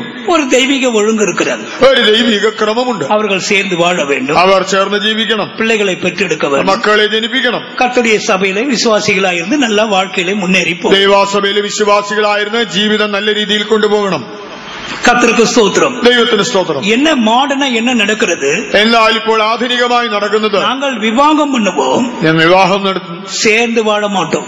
ഒരുമിച്ച് ജീവിക്കില്ല. நாங்கள் சகோதரர்களாக இருப்போம். ഞങ്ങൾ സഹോദരങ്ങളായിരിക്കും. கல்யாணம் பண்ணி இப்படித்தான் இருக்கணும் எங்க எழுதிருக்கு அவங்க கேக்குறாங்க. കല്യാണം കഴിച്ചിട്ട് ഇങ്ങനെയേ ജീവിക്കാവൂ എന്ന് എവിടെ എഴുതിയിരിക്കുന്നു? நாங்க என்ன செய்வது? ഞങ്ങൾ എന്ത് ചെയ്യും? கர்த்தருக்கு ஸ்தோத்திரம். ദൈവത്തിന് സ്തോത്രം. பயங்கரமான பிரச்சனைகள் விவாக வாழ்க்கையில் இருக்கிறது. ആ വിവാഹ ജീവിതത്തിൽ വലിയ പ്രശ്നങ്ങളുണ്ട്. ஆரம்பத்துல பிள்ளைகள் வெளியே சொல்லுவதில்லை. ആരംഭത്തിൽ അവർ പുറത്തു പറയാറില്ല. 2 மாசம் 3 மாசம் பொறுத்துதான் பூதகரமாய் பிரச்சனை வெளியே வருகிறது. 2-3 മാസം കഴിയുമ്പോൾ പ്രശ്നം ഭീമാകാരമായി തീരുന്നു. சேர்க்க வாய்ப்பே இல்லாமல் போகிறது. ആ ഒരുമിച്ച് ചേർക്കുവാൻ ഒരു സാധ്യതയും ശേഷിക്കുന്നില്ല. தெய்வத்துக்கு மகிமை உண்டாகும். ദൈവത്തിന് മഹത്വം. ஜனங்கள் குடும்பம் குடும்பமாய் சிறைப்பட்டு போகிறார். ജനങ്ങൾ കുടുംബം കുടുംബമായി അടിമപ്പെടുന്നു. நல்ல கோடிக்கணக்காக வந்து லோன் எடுத்து வீடு வாங்குறார்கள். കോടിക്കണക്കിന് രൂപയുടെ ലോൺ എടുത്ത് വീട് വാങ്ങുന്നു. അവൾதான் சிறைதான், அது சிறையிருப்பு தான், അതും ഒരു പ്രവാസം തന്നെ. கர்த்தருக்கு ஸ்தோத்திரம். ദൈവത്തിന് സ്തോത്രം. பெரிய காசு வாங்கி கார் வாங்குறார். ആ വലിയ പണച്ചിലവുള്ളതായ കാർ വാങ്ങുന്നു. இது எல்லாமே மறைமுகமாக ஒரு கேப்டிவிட்டி தான். ഇതെല്ലാം പരോക്ഷമായ പ്രവാസമാണ്. கர்த்தருக்கு ஸ்தோத்திரம். കർത്താവിന് സ്തോത്രം. வெளியரங்கமாக நன்றா இருக்கிறார்கள். അതെ, അവർ പുറമേ നല്ല അവസ്ഥയിലാണ്. ஆராய்ந்து போகும் பொழுது எங்கேயோ சிறைப்பட்டிருக்கிறார். എന്നാൽ കൂടുതൽ ആഴത്തിൽ ആരാഞ്ഞാൽ പ്രവാസികളാണ്. இதான் பிசாசின் தந்திரங்கள். ഇതാണ് പിശാചിന്റെ തന്ത്രം. கர்த்தருடைய சபைக்குள்ளே பிசாசு கிரியை செய்கிறதை பாருங்கள். ദൈവസഭയിൽ പിശാച് പ്രവർത്തിക്കുന്നത് നോക്കൂ. ஆரம்பத்தில் நன்றாக தெய்வீக சுகத்தில் இருந்தவர்கள், ആരംഭത്തിൽ നല്ല നിലയിൽ ദൈവിക രോഗശാന്തിയിൽ നിലനിന്നവർ இப்போ உங்களுக்கு மருந்து போடாம இருக்க முடியல. മരുന്നെടുക്കാതെ ജീവിക്കാൻ കഴിയാത്ത അവസ്ഥയിൽ ഇപ്പോഴായി. போய் பார்த்து அதுக்குன்னு ஒரு தனிய பெட்டியே வச்சிருக்கிறாங்க. അവർ വീട്ടിൽ ചെന്നാൽ അതിനുവേണ്ടി മരുന്നുകൾ വയ്ക്കുവാൻ ഒരു പെട്ടിയുണ്ട്. கர்த்தருக்கு ஸ்தோத்திரம். ദൈവത്തിന് സ്തോത്രം. உலக மனுஷனும் அதான் செய்கிறார்கள். ലോകത്തിലെ മനുഷ്യരും ഇതാണല്ലോ. நான் ட்ரெயின்ல வரும் பொழுது ഞാൻ ട്രെയിനിൽ വരുമ്പോൾ நிறைய பக்தர்கள் எல்லாம் வந்தார்கள். എത്രയോ ഭക്തന്മാർ വന്നു. நாங்களும் சாப்பிட்டோம், அவங்களும் சாப்பிட்டோம். ഞങ്ങളും കഴിച്ചവരും കഴിച്ചു. ஆனா அத்தனை பேரும் கடைசி ஒரு சின்ன டப்பா எடுத்து ரெண்டு போடுறான். അത്ര പേര് അവസാനം ഒരു ചെറിയ ബോട്ടിലെടുത്ത് അതിൽ നിന്ന് രണ്ടെണ്ണം എടുത്ത് വിഴുങ്ങുന്നു. போட்டாதான் வாழ்க்கை நடக்கும். അതാ കഴിച്ചെങ്കിലേ ജീവിതം മുന്നോട്ട് പോകൂ. இது நம்முடைய ஆரம்ப கட்ட வாழ்க்கை இல்லவே. നമ്മുടെ തുടക്കകാലം ഇങ്ങനെ ആയിരുന്നില്ല. நம்முடைய இருதயம் கர்த்தருக்கு முன்பாக உத்தமமாக இருந்தது. നമ്മുടെ ഹൃദയം ദൈവത്തിന് മുൻപാകെ പരമാർത്ഥമായിരുന്നു. நாம் எங்கே சரிந்தோம்? എവിടെയാണ് വീഴ്ച? எங்கே சிறைப்பட்டு போனோம்? എവിടെയാണ് ഈ അടിമത്തം? நம்முடைய தெய்வத்தை எங்கே மறந்தோம்? ദൈവത്തെ മറന്ന സ്ഥാനമേത്? எந்த பாவம் நமக்குள் வந்தது? നമ്മുടെ ഉള്ളിൽ വന്ന പാപമേത്? கர்த்தருக்கு மகிமை உண்டாகட்டும். ദൈവത്തിന് മഹത്വം ഉണ്ടാകട്ടെ. ஜனங்கள் சிறையிட்டுக் கொள்கிறார்கள். ജനങ്ങൾ അടിമപ്പെടുന്നു. அகப்பட்டுக் கொள்கிறார்கள். അവർ കുടുങ്ങിപ്പോകുന്നു. பாவத்தோடு விளையாடுவது. പാപത്തോട് കളിക്കുക. நான் இதுக்கு ஒரு சின்ன ஒரு உதாரணம் சொல்லுவேன். ഒരു ചെറിയ ഉദാഹരണം പറയും. ஒரு காடு, ഒരു വനം, ரெண்டு குரங்கு குட்டிகள், രണ്ട് കുട്ടിക്കുരങ്ങന്മാർ. அது ரொம்ப சேட்டை பண்ணும். വളരെ കുസൃതി കാണിക്കും. அந்த காட்டுல ஒரு வரி குதிரை, ആ കാട്ടിൽ ഒരു സീബ്ര. அது ரொம்ப ஒரு முரட்டு வாலிபனை போல சுத்தும். അത് ദുശാഠ്യക്കാരനായ ഒരു ചെറുപ്പക്കാരനെ പോലെ കറങ്ങി നടക്കും. இந்த ரெண்டு குரங்கு குட்டிகளும் ஒரு நாள் என்ன செய்தது? ഈ രണ്ട് കുട്ടിക്കുരങ്ങന്മാർ ഒരു ദിവസം, இது ஒரு காஸ்பல் ஸ்டோரி, ഇത് ഒരു സുവിശേഷ കഥയാണ്. கர்த்தருக்கு ஸ்தோத்திரம். ദൈവത്തിന് സ്തോത്രം. அந்த வரி குதிரை போயிட்டு, அண்ணாச்சி ஒரு டெஸ்ட் பண்ணலாமா உங்களை? ആ സീബ്രാജ് എന്നിട്ട് ചേട്ടാ ഒരു പരീക്ഷണം നടത്തിയാലോ? என்ன பண்ண போற? എന്താണ് ചെയ്യാൻ പോകുന്നത്? இந்த காட்டில் இருக்கிற கொடி எடுத்து உன் காலை ஒரு சுத்தி விட்டா நீ அறுத்துருவியா? ഈ കാട്ടിലെ ഒരു വള്ളി എടുത്ത് നിന്റെ കാലിൽ ചുറ്റിയാൽ നീ അത് പൊട്ടിക്കുമോ? டெஸ்ட் பண்ணி பாரு. പരീക്ഷിച്ചു നോക്ക്. ஒரு சுத்துனது. ആ വള്ളി എടുത്ത് ചുറ്റി. அந்த சீப்ரா கொஞ்சம் லேசா காலை விளக்குன்னு அறுந்து போச்சு. വരെ സീബ്ര കാലൊന്ന് അകത്തിയപ്പോൾ അത് പൊട്ടിപ്പോയി. இந்த ரெண்டு குரங்கும் திருப்பி வந்து கேது, ஒன் மோர் சான்ஸ். കുട്ടിക്കുരങ്ങന്മാർ ചോദിച്ചു, ഒന്നും കൂടെ നോക്കട്ടെ. ஒரு 4-5 முறை சுத்தி விட்டது. ഒരു 4-5 പ്രാവശ്യം ചുറ്റി. இப்போ அறுத்து விட்டது. ഇപ്പോഴും പൊട്ടിച്ചു. மறுபடியும் கேக்குது, இன்னும் ஒரே ஒரு சான்ஸ் கொடுங்க. അടുത്തതായിട്ട് ചോദിക്കാണ്, ഒരവസരം കൂടെ. இதுக்கு எக்ஸ்ட்ரா கயிறுலாம் வச்சிருந்து கொண்டு வந்து முன்னாடியும் பின்னாடியும் சுத்துன்னு சுத்தி விட்டது. എക്സ്ട്രാ കയറൊക്കെ വെച്ചിരുന്നു. മുന്നിലും പിന്നിലും നല്ലതുപോലെ വരിഞ്ഞു മുറുകി. அண்ணாச்சி ചേട്ടാ, இப்ப கொஞ்சம் ஆட்டி பாருங்க. ഇപ്പോൾ ഒന്ന് അകത്തി നോക്ക്. எங்க சேட்டா எங்க ஆட்டுவார்? ചേട്ടൻ ഇപ്പോൾ ഒന്നും ചെയ്യാൻ அங்கிட்டு இங்கிட்டு உருண்டு கிடக்கிறார். ചേട്ടൻ അവിടെ ഉരുണ്ട് കിടക്കും. பாவத்தோடு விளையாடுவது, പാപത്തോട് കളിക്കുക. கர்த்தருக்கு மகிமை உண்டாவதாக. കർത്താവിന് മഹത്വം ഉണ്ടാകട്ടെ. பாவத்தோடு விளையாடுகிறார்கள். പാപം ഒരു വിനോദമായി കരുതുന്നു. நம்முடைய பிள்ளைகள் பாவத்தோடு விளையாடுகிறார்கள். പാപത്തെ ഒരു വിനോദമായി കുട്ടികൾ എടുക്കുന്നു. கர்த்தருக்கு ஸ்தோத்திரம். ദൈവത്തിന് സ്തോത്രം. ஒரு வாலிபன் இப்படி சொல்லுகிறான். ഒരു യുവാവ് ഇങ്ങനെ പറയുന്നു, தன்னுடைய சொந்த தங்கையிடமே അവൻ തീമയാക செய்ய മുയற்சித்தான். സ്വന്തം പെങ്ങളോട് തന്നെ അവൻ ദുഷ്പ്രവൃത്തി ചെയ്യുവാൻ ശ്രമിച്ചു. പാപം എங்கே പോകുന്നത് பாருங்கள். പാപത്തിന്റെ പോക്ക് എങ്ങോട്ടെന്ന് നോക്കുക. എല്ലാം ബ്ലൂ ഫിലിം പാക്കറണ്ടാ இன்னொருத்தன் வந்து മറ്റൊരുത്തൻ പറയുകയാണ്, രാത്രി മുഴുവൻ നീലചിത്രം കാണുന്നു. கர்த்தருடைய ஜனங்கள் எங்கே போகிறார்கள்? ദൈവജനത്തിന്റെ പോക്ക് എങ്ങോട്ട്? வாலிப சகோதரனே, യുവാവേ, தேவபயம் இல்லையோ? നിനക്ക് ദൈവഭയമില്ലേ? சிறைப்பட்டு போனாயோ? നീ അടിമപ്പെട്ടുവോ? கர்த்தர் வேதனையோடு இருக்கிறார். കർത്താവ് വളരെ ദുഃഖിക്കുന്നു. என் ஜனங்கள் சிறைப்பட்டு கிடக்கிறார். എന്റെ ജനം അടിമപ്പെട്ടിരിക്കുന്നു. கர்த்தருக்கு மகிமை உண்டாகும். കർത്താവിന് മഹത്വം ഉണ്ടാകട്ടെ. வெளியே வருவதற்கான வாய்ப்புகள் என்ன? വിമോചനത്തിനുള്ള വഴി എന്ത്? உபாகமம் 30ஆம் அதிகாரத்தின் 1ஆம் வசனத்தை படியுங்கள். ആവർത്തന പുസ്തകം 30ന്റെ 1 വായിക്കൂ. ഞാൻ നിന്റെ മുൻപിൽ വെച്ചിരിക്കുന്ന അനുഗ്രഹവും ശാപവുമായി ഈ വചനങ്ങളൊക്കെയും നിന്റെ മേൽ നിവൃത്തിയായി വന്നിട്ട് നിന്റെ ദൈവമായ യഹോവ നിന്നെ തള്ളിക്കളഞ്ഞിട്ടുള്ള അതത് ജാതികളുടെ ഇടയിൽ വെച്ച് നീ അവയെ നിന്റെ ഹൃദയത്തിൽ ഓർത്ത് നിന്റെ ദൈവമായ യഹോവയുടെ അടുക്കിലേക്ക് തിരിഞ്ഞ് நான் உனக்கு முன்பாக வைத்த ஆசீர்வாதமும் சாபமுமாகிய இந்த காரியங்கள் எல்லாம் உன்மேல் வரும்போது நீ உன் தேவனாகிய கர்த்தரால் துரத்தி விடப்பட்டு எல்லா ஜாதிகளிடத்திலும் போயிருக்கும் போது நீ உன் இருதயத்திலே சிந்தனை செய்து உன் தேவனாகிய கர்த்தரிடத்துக்கே திரும்பி இன்று நான் உனக்கு கற்பிக்கிறபடியெல்லாம் நீயும் உன் பிள்ளைகளும் உங்கள் முழு இருதயத்தோடும் உங்கள் முழு ஆத்மாவோடும் அவருடைய சத்தத்திற்கு செவி கொடுத்தால் உன் தேவனாகிய கர்த்தர் உன் சிறையிருப்பை திருப்பி உனக்கு இறங்கி உன் தேவனாகிய கர்த்தர் உன்னை சிதற அடித்த எல்லா ஜனங்களிடத்திலும் இருக்கிற உன்னை திரும்ப சேர்த்துக் கொள்ளுவார். கர்த்தருக்கு மகிமை உண்டாகட்டும். எப்படி சிறையிருப்பிலிருந்து திரும்புவது? എങ്ങനെയാണ് ഈ പ്രവാസത്തിൽ നിന്ന് മടങ്ങി വരുന്നത്? ஆண்டவர் என்ன சொல்லுகிறார்? കർത്താവ് പറയുന്നത്, இப்படி நீ துரத்தி விட்டு சிறையிருப்புக்குள் இருக்கும் பொழுது, ഞാൻ നിന്നെ ഓടിച്ചിട്ട് നീ പ്രവാസത്തിലായിരിക്കുമ്പോൾ உன் இருதயத்திலே சிந்தனை செய். നിന്റെ ഹൃദയത്തിൽ നീ അത് ഓർക്കുക. இதான் இளையகுமாரன் செய்தது. ഇതാണ് ആ ഇളയപുത്രൻ ചെയ്തത്. இளையகுமாரன் சிறையிருப்புக்கு தான் போனான். ഇളയപുത്രൻ ഒരു അടിമത്തത്തിലാണ് പോയത്. தூர தேசத்துக்கு போனான். അവൻ ദൂരദേശത്തേക്ക് പോയി. அப்பாவின் வீட்டில் இருக்க விருப்பம் இல்ல. അപ്പന്റെ വീട്ടിലായിരിക്കാൻ മനസ്സില്ല. அவனை கண்ட்ரோல் பண்ண முடியாது. അവനെ നിയന്ത്രിക്കാനാവില്ല. இப்படித்தான் இரு, இப்படித்தான் சொல்ல முடியாது. ഇങ്ങനെ ജീവിക്കണം നടക്കണമെന്ന് അവനോട് പറയാനാവില്ല. அவனுக்கு வெளியே போக வேண்டும். അവന് പുറത്തു പോകണം. சிறையிருப்புக்கு போனான். അവൻ അടിമത്തത്തിൽ പോയി. உங்களுக்கு தெரியும் தானே, നിങ്ങൾക്കറിയാമല്ലോ, பன்றி தின்னுகிற தவிடு கூட கிடைக்கல. പന്നി തിന്നുന്ന വാളവര പോലും കിട്ടിയില്ല. ஒரு வீட்டுல போய் அடிமையாய் படுத்து கிடக்கிறான். ഒരു വീട്ടിൽ ചെന്ന് ഒരു അടിമയെ പോലെ കിടക്കുന്നു. நான் நினைக்கிறேன் அப்படி கை வச்சு அப்படியே படுத்திருப்பான்னு நினைக்கிறேன். ഇങ്ങനെ തലയിൽ കൈവച്ച് കിടന്നു കാണുമെന്ന് ഞാൻ സങ്കല്പിക്കുന്നു. அப்பாவின் வீடு ஞாபகம் வருகிறது. അപ്പന്റെ വീട് ഓർത്തോ? என்ன மனோகரமான வீடு, എത്ര ഭംഗിയുള്ള വീട്. அன்பான அப்பா, സ്നേഹവാനായ പിതാവ്, நல்ல சாப்பாடு, നല്ല ഭക്ഷണം, நிறைய வேலைக்காரர்கள். ധാരാളം ഭൃത്യന്മാർ. நான் ஏன் இங்க பசியினால் சாகிறேன்? ഞാനോ ഇവിടെ വിശപ്പ് കൊണ്ട് മരിക്കുന്നു. இந்த ராத்திரி வேளையிலே கர்த்தர் உனக்கு ஒரு உணர்வை கொடுக்கிறார். രാത്രി വേളയിൽ കർത്താവ് നിനക്കൊരു ബോധ്യം നൽകുന്നു. ஒரு பெரிய அழிவை நீ காண்பதற்கு முன்பாக, ഒരു വലിയ നാശത്തിൽ ചെന്ന് വീഴും മുമ്പേ இந்த ராத்திரி வேளையிலே கர்த்தர் உன்னுடைய மனக்கண்களை பிரகாசிப்பிக்கிறார். സന്ധ്യാവേളയിൽ കർത്താവ് നിന്റെ ഹൃദയദൃഷ്ടി പ്രകാശിപ്പിക്കുന്നു. நீ உணர்வடைய வேண்டும். നീ ഉണർവുള്ളവനാകണം. நீ எழுந்து அங்கிருந்து வர வேண்டும். നീ അവിടെ നിന്ന് എഴുന്നേറ്റ് വരണം. என் தகப்பன் வீட்டுக்கு நான் போவேன். ഞാൻ എന്റെ അപ്പന്റെ വീട്ടിൽ പോകും. அங்க பரிபூர்ண சாப்பாடு இருக்கிறது. അവിടെ സമൃദ്ധിയായ ആഹാരമുണ്ട്. கர்த்தருக்கு மகிமை உண்டாகட்டும். ദൈവത്തിന് മഹത്വം ഉണ്ടാകട്ടെ. இளையகுமாரன் எழும்பி வருகிறார். ഇളയ മകൻ എഴുന്നേറ്റ് മടങ്ങി വന്നു. அதான் ஆண்டவர் சொல்லுகிறார், உணர்வடைந்து. അതാണ് പറയുന്നത്, നിനക്ക് ബോധം വന്ന്. கர்த்தருக்கு மகிமை உண்டாகட்டும். കർത്താവിന് മഹത്വം ഉണ്ടാകട്ടെ. தேவனாகிய கர்த்தர் இடத்துக்கே திரும்பு, கர்த்தர் பக்கம் திரும்பு. നിന്റെ ദൈവമായ യഹോവയുടെ അടുക്കലേക്ക് തിരിയുക. நான் உனக்கு கற்பிக்கிற காரியங்களை கைக்கொள். ഞാൻ നിന്നോട് കൽപ്പിച്ചിട്ടുള്ളത് പ്രമാണിക്കുക. நீயும் உன் பிள்ளைகளும் கர்த்தர் பக்கம் திரும்புங்கள். നീയും നിന്റെ മക്കളും ദൈവത്തിങ്കലേക്ക് തിരിയുക. அவருடைய சத்தத்திற்கு செவி கொடுத்தால், തന്റെ വാക്ക് കേട്ടനുസരിച്ചാൽ ஆண்டவர் மறுபடியுமாய் உன்னை திரும்பி கொண்டு வருவார். കർത്താവ് വീണ്ടും നിന്നെ മടക്കി വരുത്തും.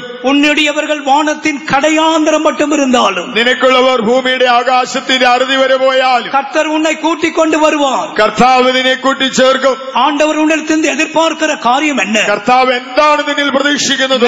மனஸ்தாபம், ശരിയായ പശ്ചാത്താപം, கர்த்தர் பக்கம் திரும்பி வருதல், കർത്താവിങ്കിലേക്കുള്ള മടങ്ങി വരവ്, கண்ணீரோடு கூட திரும்பி வருதல். കണ്ണുനീരോടുകൂടെ മടങ്ങി വരൂ. கர்த்தருக்கு மகிமை உண்டாகட்டும். കർത്താവിന് മഹത്വം. கர்த்தர் சியோனின் சிறையிருப்பை திருப்புகிறார். യഹോവ സിയോന്റെ പ്രവാസം മാറ്റുന്നു. எனவேதான் அங்கே எழுதப்பட்டிருக்கிறது, ആകയാൽ അവിടെ എഴുതിയിരിക്കുന്നത്, அதை சொப்பனம் காண்கிறவர்கள் போல இருந்தோமா. ഞങ്ങൾ സ്വപ്നം കാണുന്നവരെ പോലെ ഇരുന്നു പോലും நம்ப முடியல அவங்களால.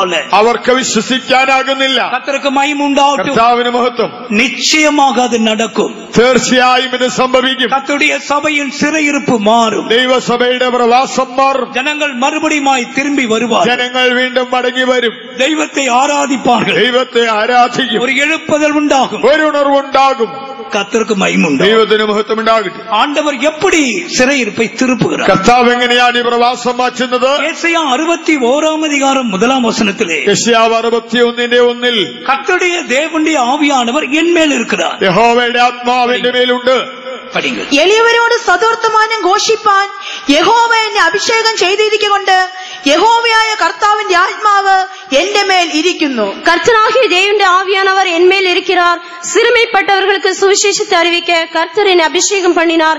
இருதயம் நொறுங்குண்டவர்களுக்கு காயம் கட்டுதலையும், சிறைப்பட்டவர்களுக்கு விடுதலையும், கட்டுண்டவர்களுக்கு கட்டவிழ்த்தலையும் கூறவும் கர்த்தருக்கு மகிமை உண்டாகும்.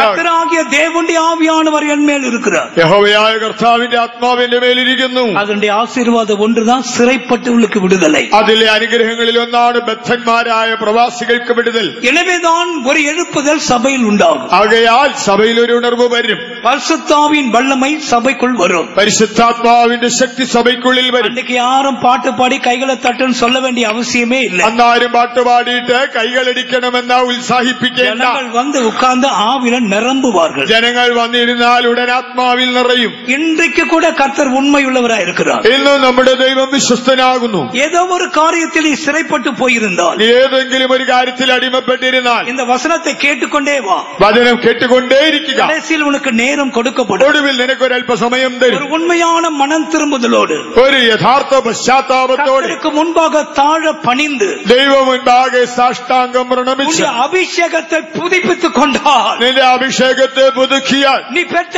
அக்கினியை புதுப்பித்துக் கொண்டால், നീ പ്രാപിച്ചെത്തി പുതുക്കപ്പെട്ടാൽ உன்னுடைய சிறையிருப்பு மாறும். നിന്റെ പ്രവാസം ഇന്ന് മാറും. இதை விசுவாசிக்கிறவர்கள் எத்தனை பேர்? വിശ്വസിക്കുന്നവർ എത്ര പേരുണ്ട്? உனக்கு விசுவாசம் உண்டோ? നിനക്ക് വിശ്വാസമുണ്ടോ? ஹல்லேலூயா. ഹല്ലേലൂയ. இன்னும் கூட சத்தமாய் சொல்லுங்களேன். ഒരല്പം കൂടെ ഉച്ചത്തിൽ പറയാമോ?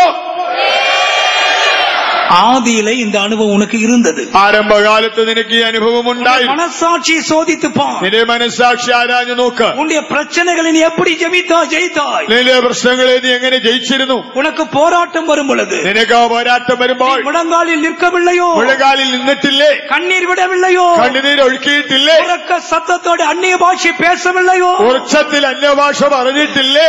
அந்த அனுபவம் எங்கே? ആ അനുഭവം എവിടെ പോയി? கர்த்தர் திரும்ப உனக்கு தர விரும்புகிறார். കർത്താവ് മടക്കി തരും. கர்த்தருக்கு மகிமை உண்டாகும். ദൈവത്തിന് മഹത്വം ഉണ്ടാകട്ടെ. பூமியின் கடையாந்தரத்தில் போயிருந்தாலும் நான் உன்னை கொண்டு வருவேன். ആകാശത്തിന്റെ അറുതി വരെ ചിതറിയാലും മടങ്ങി വരുത്തും. கர்த்தர் சபையை நேசிக்கிறார். കർത്താവ് തന്റെ സഭയെ സ്നേഹിക്കുന്നു. கர்த்தருக்கு மகிமை உண்டாகும். ദൈവത്തിന് മഹത്വം. சிறையிருப்பின் வந்த பிற்பாடு நிலவரம் எப்படி இருக்கும்? പ്രവാസത്തിൽ നിന്ന് മടങ്ങി വന്ന ശേഷമുള്ള അവസ്ഥ എങ്ങനെ? கர்த்தர் அவர்களுக்கு பெரிய காரியங்களை செய்தார். കർത്താവ് അവരിൽ വൻ കാര്യങ്ങൾ ചെയ്തു. புறஜாதிகளுக்குள்ளே பேசிக் கொண்டார்கள். ജാതികളുടെ ഇടയിൽ ഇത് പറഞ്ഞു. அவங்களும் சொன்னாங்க. അവരും പറയുന്നു, கர்த்தர் எங்களுடைய சபையிலே பெரிய காரியத்தை செய்தார். കർത്താവ് ഞങ്ങളുടെ സഭയിൽ വൻ കാര്യങ്ങൾ ചെയ്തു. கும்பநாடு சபையார் பேசிக்கொண்டார்கள். കുമ്പനാട് സഭയിലുള്ളവർ സംസാരിച്ചു. மற்ற இருக்கிற சபையார் கூட என்ன சொல்றாங்க? അടുത്തുള്ള സഭക്കാരും പറയുന്നു, கர்த்தர் அவளுக்கு பெரிய காரியங்களை செய்தார் என்று சொல்லிக் கொண்டார்கள். യഹോവ അവരിൽ വൻ കാര്യങ്ങൾ ചെയ്യുന്നു എന്നവർ പറയും. கர்த்தருக்கு மகிமை உண்டாகும். ദൈവത്തിന് മഹത്വം. அந்த காரியம் எப்படி இருக்கும்? ആ കാര്യം എങ്ങനെയായിരിക്കും? சிறையிருப்பிலிருந்து வந்த வாழ்க்கை எப்படி இருக்கும்? പ്രവാസത്തിൽ നിന്ന് മടങ്ങി വന്നുള്ള ജീവിതം എങ്ങനെ? இதை விவரிக்க எரேமியா 33 அதிகாரத்திற்கு மறுபடியும் திருப்புவோம். ഇതിനെ വിവരിക്കുവാൻ യെരമ്യാ പ്രവചനം 33 അധ്യായത്തിലേക്ക് മടങ്ങി വരാം. 6 വചനത്തെ முதலாவது படிப்போம். 6 വാക്യം ആദ്യം വായിക്കാം.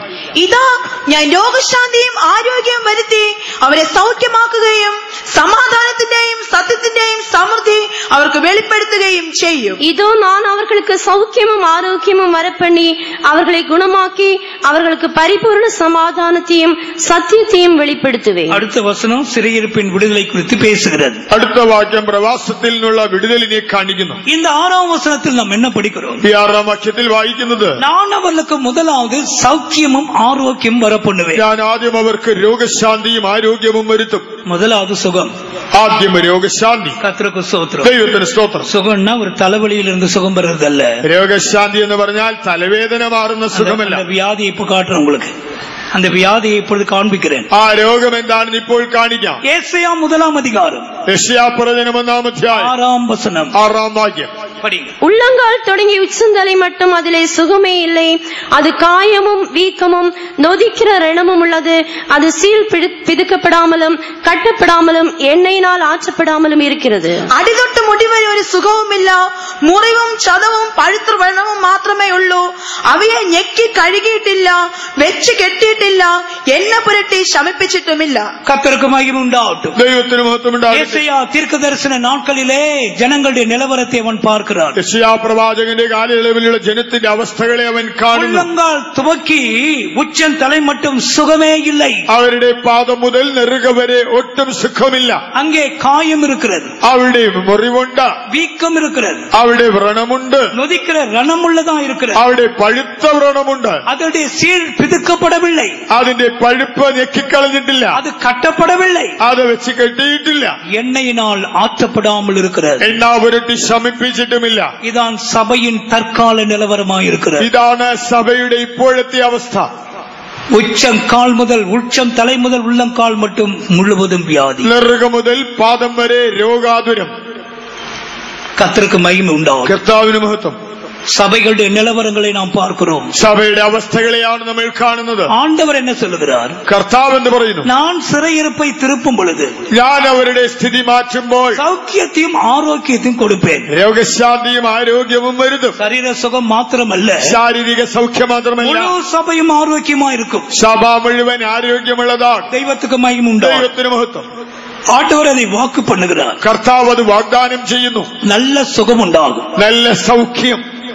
രണ്ടാമത് அந்த வசனத்திலே பரிபூர்ண சமாதானத்தை குறித்து படிக்கிறோம். ആ സമാധാനത്തിന്റെ സമൃദ്ധിയെ കുറിച്ച് വായിക്കുന്നു. பரிபூர்ண சமாதானத்தை கொடுப்பேன், സമൃദ്ധിയായ സമാധാനം നൽകും. 9ஆம் வசனத்திலே அது எல்லாம் சமாதானம் என்று எழுதப்பட்டிருக்கிறது. 9ஆം വാക്യത്തിൽ അത് എല്ലാം സമാധാനം എന്ന് എഴുതിയിരിക്കുന്നു. கர்த்தருக்கு மகிமை உண்டாகும். ദൈവത്തിന് മഹത്വം ഉണ്ടാകട്ടെ. பிலிப்பியர் 4ஆம் அதிகாரத்திலே எல்லா புத்திக்கும் மேலான தேவ சமாதானம். ഫിലിപ്പിയ ലേഖനത്തിൽ കാണുന്നുണ്ട് സകല ബുദ്ധിയെയും കവിയുന്ന ദൈവ സമാധാനം. 6ஆம் 7ஆம் வசனத்திலே படிக்கிறோம். 6-7 വാക്യങ്ങളിൽ കാണാം. சிறையிருப்பிலிருந்து விடுதலை பெற்ற பிற்பாடு, പ്രവാസത്തിൽ നിന്നുള്ള ഒരു വിടുതലിന് ശേഷം முதலாவது சுகம் ஆரோக்கியம், ആദ്യത്തെ അനുഗ്രഹം എന്ന് പറയുന്നത് രോഗശാന്തിയും ആരോഗ്യം, സമാധാനം, അടുത്തതായി സമാധാനം. സമാധാന കേടേ இருக்காது, സമാധാന രാഹിത്യം ഉണ്ടാകില്ല. கர்த்தருக்கு மகிமை உண்டாகும். ദൈവത്തിന് മഹത്വം. ஜனங்கள் தெய்வத்தோடு சமாதானமாயிருப்பார்கள், ജനങ്ങൾ ദൈവത്തോട് സമാധാനമുള്ളവരാകും, ஊழியர்களோடு சமாதானமாயிருப்பார்கள், ശുശ്രൂഷകരോട് സമാധാനത്തിലായിരിക്കും, எல்லாரோட சமாதானம் தான். പരസ്പരവും സമാധാനം. உன்னுடைய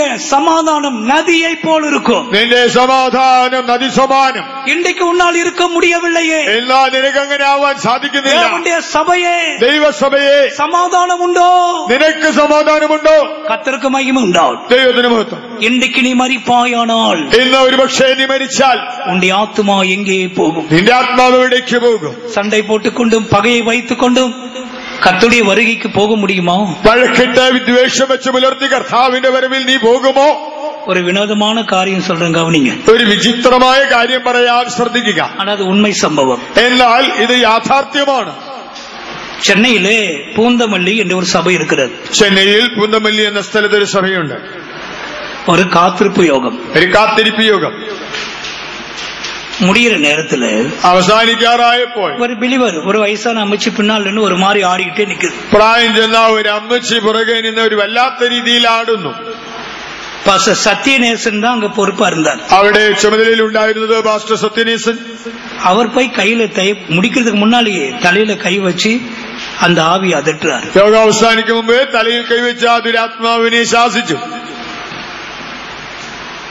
அந்த அம்மா ஆடிட்டு ஒரு பேரை சொல்லுது.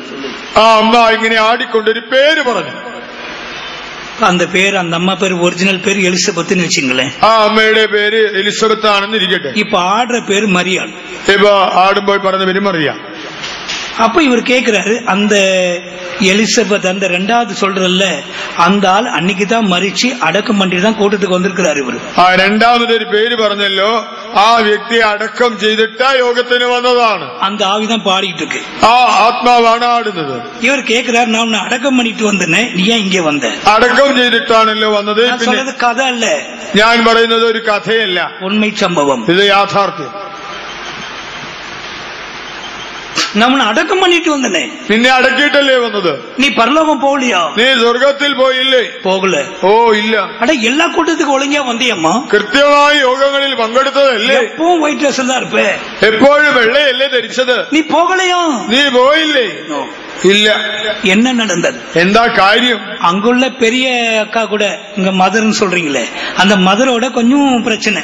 ആ അവിടുത്തെ ആ അമ്മച്ചിയോട് ഒരു ചെറിയൊരു പ്രശ്നം. கர்த்தருக்கு ஸ்தோத்திரம். ദൈവത്തിന് സ്തോത്രം. ஒரு சின்ன என்ன காஃபிக்கு வந்திருக்கலாம், இல்ல ஒரு கஞ்சிக்கு வந்திருக்கலாம், ഒരു കഞ്ഞിയുടെ കാപ്പിയുടെ പേരിലായിരിക്കും. ஒரு சின்ன விஷயம் தான், ചെറിയ വിഷയം. ஒப்புரவாகவில்லை, നിരപ്പ് പ്രാപിച്ചില്ല. அந்த பகையோடு தாய் மரிச்சு போனார். ആ വിദ്വേഷത്തോടുകൂടെ ഈ അമ്മ മരിച്ചു. இப்ப இவர் கேட்கிறார், நீ எங்கே போகிறாய்? നീ എങ്ങോട്ടാണ് പോകുന്നത്? ஆண்டவர் வேணான்னு சொல்லிட்டாரு. என்ன കർത്താവ് എന്നെ വേണ്ടെന്ന് പറഞ്ഞു. மற்ற பிசாசுகளை கூட என்ன வெறுக்குது. മറ്റേ പിശാചുകൾക്ക് എന്നോട് ഇഷ്ടമില്ല. எவ்வளவு தர்ம சங்கடம் பாத்தீங்களா? ഓ വല്ലാത്തൊരു വിഷണ്ണാവസ്ഥയിലായി. இப்ப சிலர் யோசிக்கிறாங்க, ചിലർക്കൊക്കെ ഇപ്പോൾ ഒരു ചിന്ത, புருஷனோடு கொஞ்சம் சண்டை இருக்கு, ഭർത്താവിനോട് ഒരു ചെറിയ വഴക്ക്, மனைவியோடு கொஞ்சம் சண்டை இருக்கு, ഭാര്യയോട് വഴക്കുണ്ട്, மருமகளோடு சொல்ல தேவையில்லை, മരുമകളുടെ കാര്യം പിന്നെ പറയണ്ട. பக்கத்து வீட்டுக்காரனோட இருக்கிற பிரச்சனைக்கு எங்க போறது? നീ അയൽക്കാരുടെ പ്രശ്നം ഇവിടെ പോയി തീർക്കും. எல்லாம் கவனிங்க.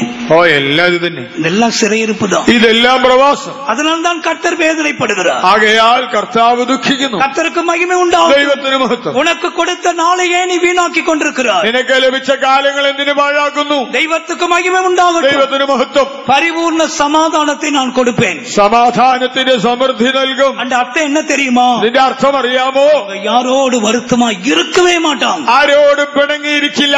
அவங்க தூங்கவே முடியாது. അങ്ങനെ പിണങ്ങിയാൽ ഉറക്കം വരില്ല. அவங்க எழுப்பி விடுவான். കർത്താവ് അവനെ എഴുന്നേൽപ്പിച്ചു വിടും.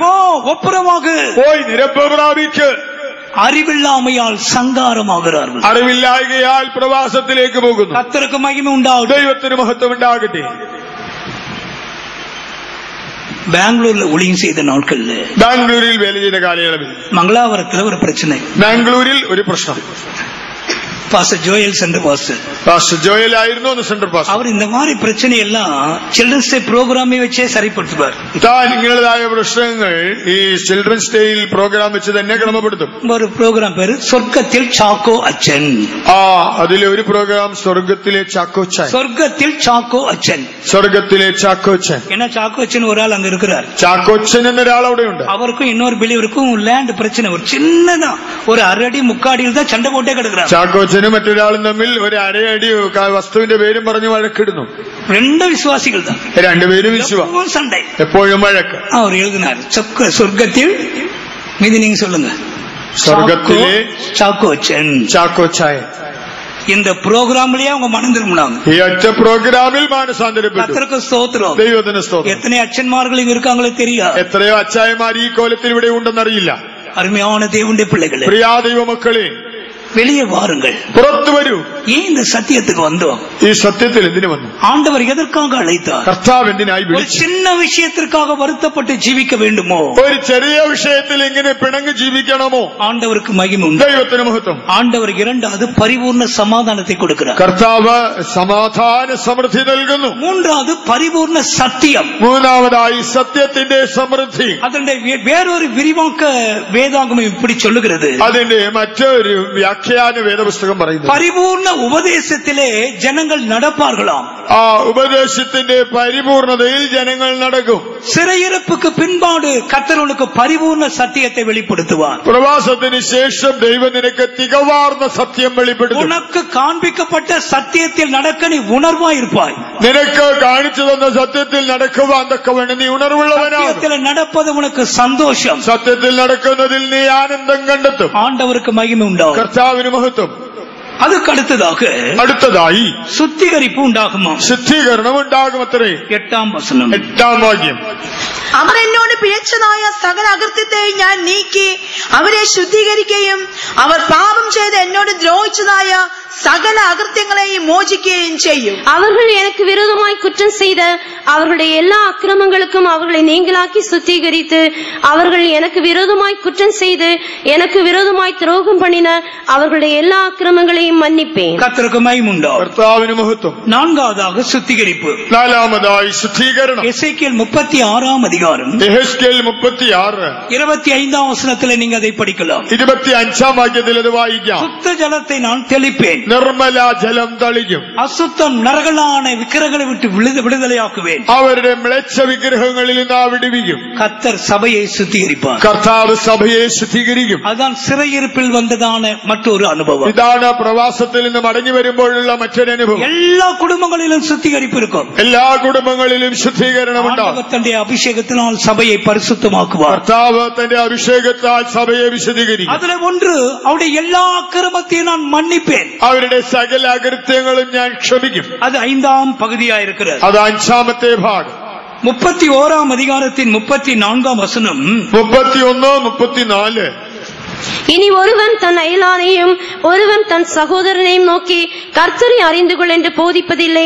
அவர்களில் சிறியவன் முதல் பெரியவன் மட்டும் எல்லாரும் என்னை அறிந்து கொள்வார்கள் என்று கர்த்தர் சொல்லுகிறார். நான் அவர்கள் அக்கிரமத்தை மன்னித்து அவர்கள் பாவங்களை இனி நினையாதிருப்பேன். ഇനിൽ അവനിൽ ആരും തന്റെ കൂട്ടുകാരനെയും തന്റെ സഹോദരനെയും യഹോവയെ അറിയുക എന്ന് ഉപദേശിക്കയില്ല. അവർ ആബാലവൃദ്ധം എല്ലാവരും എന്നെ അറിയും. ഞാൻ അവരുടെ അകൃത്യം മോചിക്കും. അവരെ പാപം ഇനി ഓർക്കുകയുമില്ല എന്ന് യഹോവയുടെ അരുളപ്പാട്. கர்த்தர் எதை மன்னிக்கிறாரோ அதை நினைக்கவே மாட்டார். കർത്താവ് ക്ഷമിക്കുന്ന ഒരു കാര്യവും പിന്നീട് ഓർക്കുന്നില്ല. பரிபூர்ண மன்னிப்பு. അത് തികഞ്ഞ ക്ഷമ. கர்த்தருக்கு மகிமை உண்டால் ദൈവത്തിന് മഹത്വം. என்ன தவறு இருந்தால் ഏത് തെറ്റുണ്ടായാലും கர்த்தர் மன்னிக்க ஆவலா இருக்கிறார். കർത്താവ് ക്ഷമിക്കുവാൻ ഒരുക്കം. இது விடுதலையின் மற்றொரு அனுபவம். ഇതാ വിടുതലിന്റെ മറ്റൊരു അനുഭവം. 11 വசனத்திலே 11 വാക്യം. நான் அவர்களுக்கு செய்கிற நன்மை குறித்து ஆண்டவர் அங்கே தான் செய்ய போகிற நன்மை குறித்து பேசுகிறார். താൻ ചെയ്യുവാൻ പോകുന്ന നന്മയെ കുറിച്ച് പറയുന്നു. கர்த்தருக்கு மகிமை உண்டால். ദൈവത്തിന് മഹത്വം. இந்த 11 வசனத்திலே படித்து பார்த்தால் 11 വാക്യം ഒന്ന് വായിച്ചു നോക്കിയാൽ 6 விதமான சத்தங்கள் அங்கே உண்டாகுமா. 6 വിധ ശബ്ദം അവിടെ ഉയരും. கர்த்தருக்கு மகிமை உண்டால். ദൈവത്തിന് മഹത്വം. ஜனத்துக்குள்ள களிப்பின் சத்தம் உண்டாகும். ജനത്തിന്റെ നടുവിൽ ആനന്ദഘോഷം, மகிழ்ச்சியின் சத்தம் உண்டாகும். സന്തോഷധ്വനി, மணவாளனின் சத்தம் உண்டாகும். മണവാളന്റെ ശബ്ദം, மணவாட்டியின் சத்தம் உண்டாகும். മണവാട്ടിയുടെ ശബ്ദം. கர்த்தரை துதியுங்கள், அவர் நல்லவர் என்று சொல்லுகிற சத்தம் உண்டாகும். യഹോവയെ സ്തുതിപ്പിൻ, അവൻ നല്ലവനല്ലോ എന്ന് പറയുന്ന സ്വരം. ஸ்தோத்திர பலி செலுத்துகிறவருடைய சத்தம் உண்டாகும். സ്തോത്രയാഗം അർപ്പിക്കുന്നവരുടെ ശബ്ദം. அந்த வசனம் எப்படி முடிகிறது? ആ വചനം അവസാനിക്കുന്നത് தேசத்தின் சிறையிருப்பை கர்த்தர் திருப்புவார். യഹോവ ദേശത്തിന്റെ പ്രവാസം മാറ്റും. இந்த சத்தங்கள் எல்லாம் மறுபடியும் உண்டாகும். ഈ ശബ്ദങ്ങളെല്ലാം വീണ്ടും വരും. நம்முடைய விசேஷமே சத்தம் தான். നമ്മുടെ പ്രത്യേകത തന്നെ ശബ്ദമാണല്ലോ. மகிமை உண்டாகட்டும். ദൈവത്തിന് മഹത്വം. நாங்களாம் இந்த மாதிரி குட்டி பிள்ளைகளா இருக்கும் பொழுது, ഞങ്ങളെല്ലാം ഇതുപോലെ കൊച്ചുകുട്ടികളായിരിക്കുമ്പോൾ எங்க ஊர்ல ஒரு சின்ன ஒரு ஜெபாலயம் இருந்தது. ഞങ്ങളുടെ നാട്ടിലൊരു പ്രാർത്ഥനാലയം ഉണ്ടായിരുന്നു. நல்லா கவனிங்கள், ശ്രദ്ധിക്കണമേ. எல்லா வயசான பாட்டிமார் ஒரு 4-5 பேர் இருந்தாங்க. പ്രായം ചെന്ന കുറച്ച് അമ്മൂമ്മമാരുണ്ടായിരുന്നു. அவங்க எப்பவுமே அங்க போய் ஜெபம் பண்ணிக்கிட்டே இருப்பார். ഈ അമ്മച്ചിമാരെപ്പോഴും അവിടെ പോയി പ്രാർത്ഥിക്കും. எல்லாம் 70 വയസ്സ് താഴ്ന്ന പാട്ടിമാர்கள். എല്ലാം 70 കടന്നതായ വല്യമ്മച്ചിമാർ. அது எங்களுடைய അമ്മച്ചിയും ஒண்ணு. ഞങ്ങളുടെ അമ്മച്ചി അതിലൊന്ന്. நாங்க அப்படி எட்டி பாப்போம், என்ன பாட்டிமார் என்ன பண்றாங்க, എന്താണ് ഈ വല്യമ്മച്ചിമാര് ചെയ്യുന്നതെന്ന് ഞങ്ങൾ എത്തി നോക്കും. பாட்டு பாடிக்கிட்டு இரவும் பகலும் ஸ்தோத்திரம் ஸ்தோத்திரம் ஸ்தோத்திரம் பண்ணிக்கிட்டே இருக்கும். പാട്ട് പാടി രാപകലിനെ സ്തോത്രം ചെയ്യും. தமிழ்ல ஒரு பாட்டு இருக்கு. തമിഴിൽ ഒരു പാട്ടുണ്ട്. அங்கே ஆடுவோரும் பாடுவோரும் கோடா கோடியே. അവിടെ ആടുന്നവരും പാടുന്നവരും കോടാനുകോടി. பட்டணத்து வீதியெல்லாம் சுத்த பொன்னாமே. ആ പട്ടണത്തിലെ തെരുക്കളെല്ലാം ശുദ്ധത്തങ്കം. அங்கே ஆடுவோரும் பாடுவோரும் கோடா கோடியே. അതിൽ ആടുന്നവരും പാടുന്നവരും കോടാനുകോടി. தெரியுமா அப்படி ஒரு வரி இருக்கு? അങ്ങനെ ഒരു പാട്ടിന്റെ பட்டணத்து வீதியெல்லாம் சுத்த பொன்னாமே. பட்டணத்து வீதி எல்லாம் சுத்த பொன்னாமே. அங்கே பாடுவோரும் பாடுவோரும் கோடா கோடி. இதுதான் ஒரிஜினல். ഇതാണ് ശരിയായ. பாட்டிமார்களுக்கு ஒண்ணும் தெரியாது. ഈ അമ്മച്ചിമാർക്കൊന്നും അത്ര അറിയില്ല. அவங்க என்ன பாடு வருவாங்க? അവരെന്താണ് പാടുന്നത്? அங்கே ஆடுவரும் மாடுவரும் கோடா கோடியே. അവിടെ ആടുവരും தெரிஞ்சதெல்லாம் ஆடும் மாடும் தான். അവർക്ക് അറിയാവുന്ന ആടുമാടുകൾ കോടാകോടിയായി വരും. சொன்னா கூட தெரியாது, பாட்டிமா இப்படி இல்ல வேற. അമ്മച്ചി ഇങ്ങനെയല്ലെന്ന് പറഞ്ഞാലും രക്ഷയില്ല. ஆனா சுத்த இருதயம், എന്നാൽ ശുദ്ധഹൃദയം, கபடமில்லாத வார்த்தைகள், നിർവ്യാജ വാക്കുകൾ, தெய்வத்துக்கு மகிமை உண்டாகட்டும். ദൈവത്തിന് മഹത്വം அந்த ഉണ്ടാകും. சத்தம் தான் நமக்குள் இருந்தது. ആ ശബ്ദം നമ്മിൽ ഉണ്ടായിരുന്നു. இன்றைக்கு சத்தங்கள் இல்லை. ഇന്ന് ശബ്ദങ്ങളില്ല. ஆனால் ஒரு எழுப்புதல் உண்டாகும் பொழுது പക്ഷേ ഒരു ഉണർവ് വരുമ്പോൾ நீங்கள் உணர்ந்து கொள்ளுங்கள், നിങ്ങൾ മനസ്സിലാക്കവേ இந்த சத்தங்கள் எல்லாம் அங்கே எழும்பும். ഈ ശബ്ദങ്ങളെല്ലാം ഒരുപോലെ ഉയരും. கர்த்தர் தன்னுடைய ஜனத்திற்கு நன்மை செய்ய போகிறார். യഹോവ തന്റെ ജനത്തിന് നന്മ ചെയ്യും. சிறையிருப்பின் திருப்புகிற நாட்களா இருக்கிறது. പ്രവാസം മാറ്റുന്ന നാളുകൾ വരും. நான் அடுத்த விஷயத்தை கடந்து போவதற்கு முன்பாக അടുത്ത വിഷയത്തിൽ കടക്കും മുമ്പേ 2 നിമിഷം நாம் ஜெபிக்க போகிறோம். 2 നിമിഷം പ്രാർത്ഥിക്കാം. எங்கெல்லாம் ஜெபித்தார்களோ എവിടെയെല്ലാം പ്രാർത്ഥിച്ചോ அங்கே கர்த்தர் சிறையிருப்பை திருப்பினார். അവിടുത്തെ പ്രവാസം ദൈവം മാറ്റി. தானியேல் ஜெபித்தான், ദാനിയേൽ പ്രാർത്ഥിച്ചു. எஸ்ரா நெகேமியா ஜெபித்தார்கள். എസ്രാ നെഹമ്യാവ് ഒക്കെ പ്രാർത്ഥിച്ചു. கடைசி காலம் ഇത് അന്ത്യകാലം. நாம் ஒன்று செய்யலாம். ഒന്ന് ചെയ്യാം. அருகில் இருக்கிற கைகளை பிடித்துக் கொள்ளுங்கள். അടുത്തുള്ളവരുടെ കരം പിടിക്കാം. 2 நிமிஷம். 2 നിമിഷം. கர்த்தாவே சிறையிருப்பை திருப்பணமே என்று ஜெபிப்போம். കർത്താവേ പ്രവാസം മാറ്റണമേ എന്ന് പ്രാർത്ഥിക്കാം. உங்களிடத்துல கெஞ்சி கேட்கிறேன். നിങ്ങളോട് കേണപേക്ഷിക്കുന്നു. சத்தம் உயர்த்தி ஜெபியுங்கள். ഉച്ചത്തിൽ പ്രാർത്ഥിപ്പിൻ. நம்முடைய கண்கள் ஒரு எழுப்புதலை காணட்டும். നമ്മുടെ കണ്ണുകൾ തന്നെ ഉണർവ് കാണട്ടെ. கர்த்தர் சபையை திருப்புமாறாக. കർത്താവ് സഭയെ മടങ്ങി വരുന്നുണ്ട്. சத்தத்தை உயர்த்தி ஜெபிப்போமா? ശബ്ദം ഉയർത്തി പ്രാർത്ഥിക്കാം.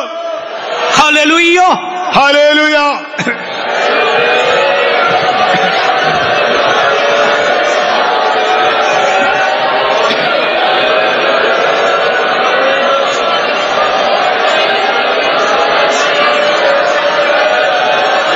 Jesus.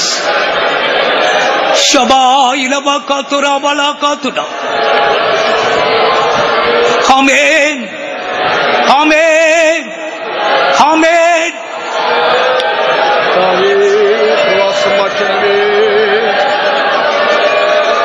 உம்மாலாகாதது ஒன்றுண்டோ?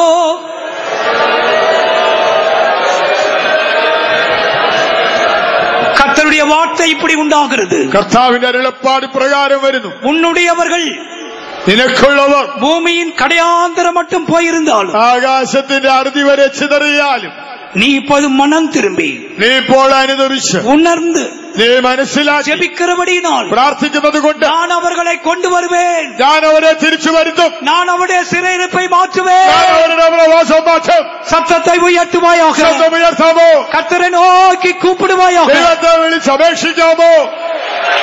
ஹல்லேலூயா ഹല്ലേലൂയ.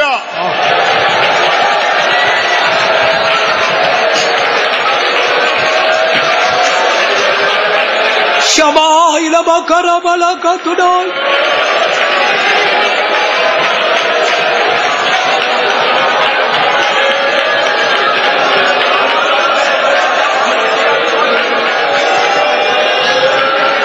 ஹல்லேலூயா. ஆமென். ஆமென். அருமையானவர்களே, தொடர்ந்து நீங்கள் ஜெபியுங்கள். தொடர்ந்து ஜெபி. പ്രിയമുള്ളവരെ, തുടർന്നും പ്രാർത്ഥിപ്പിക്കും. நம்ம எல்லாரும் சேர்ந்து ஜெபிப்போம். നമ്മൾ എല്ലാവരും ഒത്തുചേർന്ന് പ്രാർത്ഥിക്കാം. கர்த்தர் சீயோனின் சிறையிருப்பை திருப்பட்டும். കർത്താവ് സിയോന്റെ പ്രവാസം മാറ്റട്ടെ. முந்தி இருந்தது போல நான் அவர்களை கட்டுவிப்பேன். മുൻകാലങ്ങളിൽ ഉണ്ടായിരുന്നതുപോലെ ഞാൻ അവരെ പണിയും. நான் அவளை இடிக்க மாட்டேன். ഞാൻ അവരെ ഇടിച്ചു കളയില്ല. கர்த்தர் ஒரு எழுப்புதலை சபைக்கு வைத்திருக்கிறார். കർത്താവ് സഭയ്ക്കായി ഒരു ഉണർവ് വച്ചിട്ടുണ്ട്. எத்தனையோ மூத்த விசுவாசிகள் தவித்துக் கொண்டிருக்கிறார். എത്രയോ മുതിർന്ന വിശ്വാസികൾ ഞരങ്ങുന്നു. எங்களுடைய கண்கள் கண்ட அந்த எழுப்புதல் எங்கே? ഞങ്ങളുടെ കണ്ണ് കണ്ടിട്ടുള്ള ആ ഉണർവ് എവിടെ പോയി? ஜபாவி எங்கே? പ്രാർത്ഥനാത്മാവ് എവിടെ പോയി? அந்த வைராக்கியம் எங்கே? ആ തീഷ്ണത എവിടെ പോയി? கர்த்தருடைய சபையே, ദൈവസഭയെ கர்த்தர் சீயோனின் சிறையிருப்பை திருப்புவார். യഹോവ സിയോന്റെ സ്ഥിതി മാറ്റുക തന്നെ ചെയ്യും. கர்த்தருக்கு மகிமை உண்டாகும். ദൈവത്തിന് മഹത്വം. இன்னொரு பெரிய காரியத்தை இன்றைக்கு சிந்தித்து முடிப்போம். മറ്റൊരു വൻകാര്യം ചിന്തിച്ച് അവസാനിപ്പിക്കാം. யோவேல் தீர்க்கதரிசன புத்தகம் യോവേൽ പ്രവചനം 2ஆம் அதிகாரத்தின் 21ஆம் வசனம். 2-ാം അധ്യായം 21-ാം വാക്യം. ദേശമേ ഭയപ്പെടേണ്ട, ഘോഷിച്ചുല്ലസിച്ച് സന്തോഷിക്ക, യഹോവ വൻകാര്യങ്ങളെ ചെയ്തിരിക്കുന്നു. தேசமே பயப்படாதே, மகிழ்ந்து களியுறு, கர்த்தர் பெரிய காரியங்களை செய்வார். கர்த்தருக்கு மகிமை உண்டாகும். ദൈവത്തിന് മഹത്വം. இதுவும் பெரிய காரியம்தான். ഇതും ഒരു വൻ കാര്യം. தேசமே பயப்படாதே, ദേശമേ ഭയപ്പെടേണ്ട, மகிழ்ந்து களிகூர், ഘോഷിച്ചുല്ലസിക്ക, கர்த்தர் பெரிய காரியங்களை செய்வார். യഹോവ വൻകാര്യങ്ങൾ ചെയ്തിരിക്കുന്നു. இந்த பெரிய காரியம் எது? എന്താണ് ഈ വൻകാര്യം? பாஸ் எம்.டி. தாமஸ் அடிக்கடியாக எங்களுக்கு சொல்லிக் கொண்டிருக்கிற ஒரு காரியம். എം.ടി. തോമസ് അപ്പച്ചൻ ഞങ്ങളോട് കൂടെ കൂടെ പറയുന്നത് 2 விதமான எழுப்புதல் உண்டு. 2 വിധമായ ഉണർവുണ്ട്. யாக்கோபின் நிருபத்தில் நீங்கள் படிக்கும் பொழுது യാക്കോബിന്റെ ലേഖനത്തിൽ കാണുമ്പോൾ 5ஆம் அதிகாரத்தின் 7ஆம் வசனத்தை படிங்கள். 5-ാം അധ്യായം 7-ാം വാക്യം.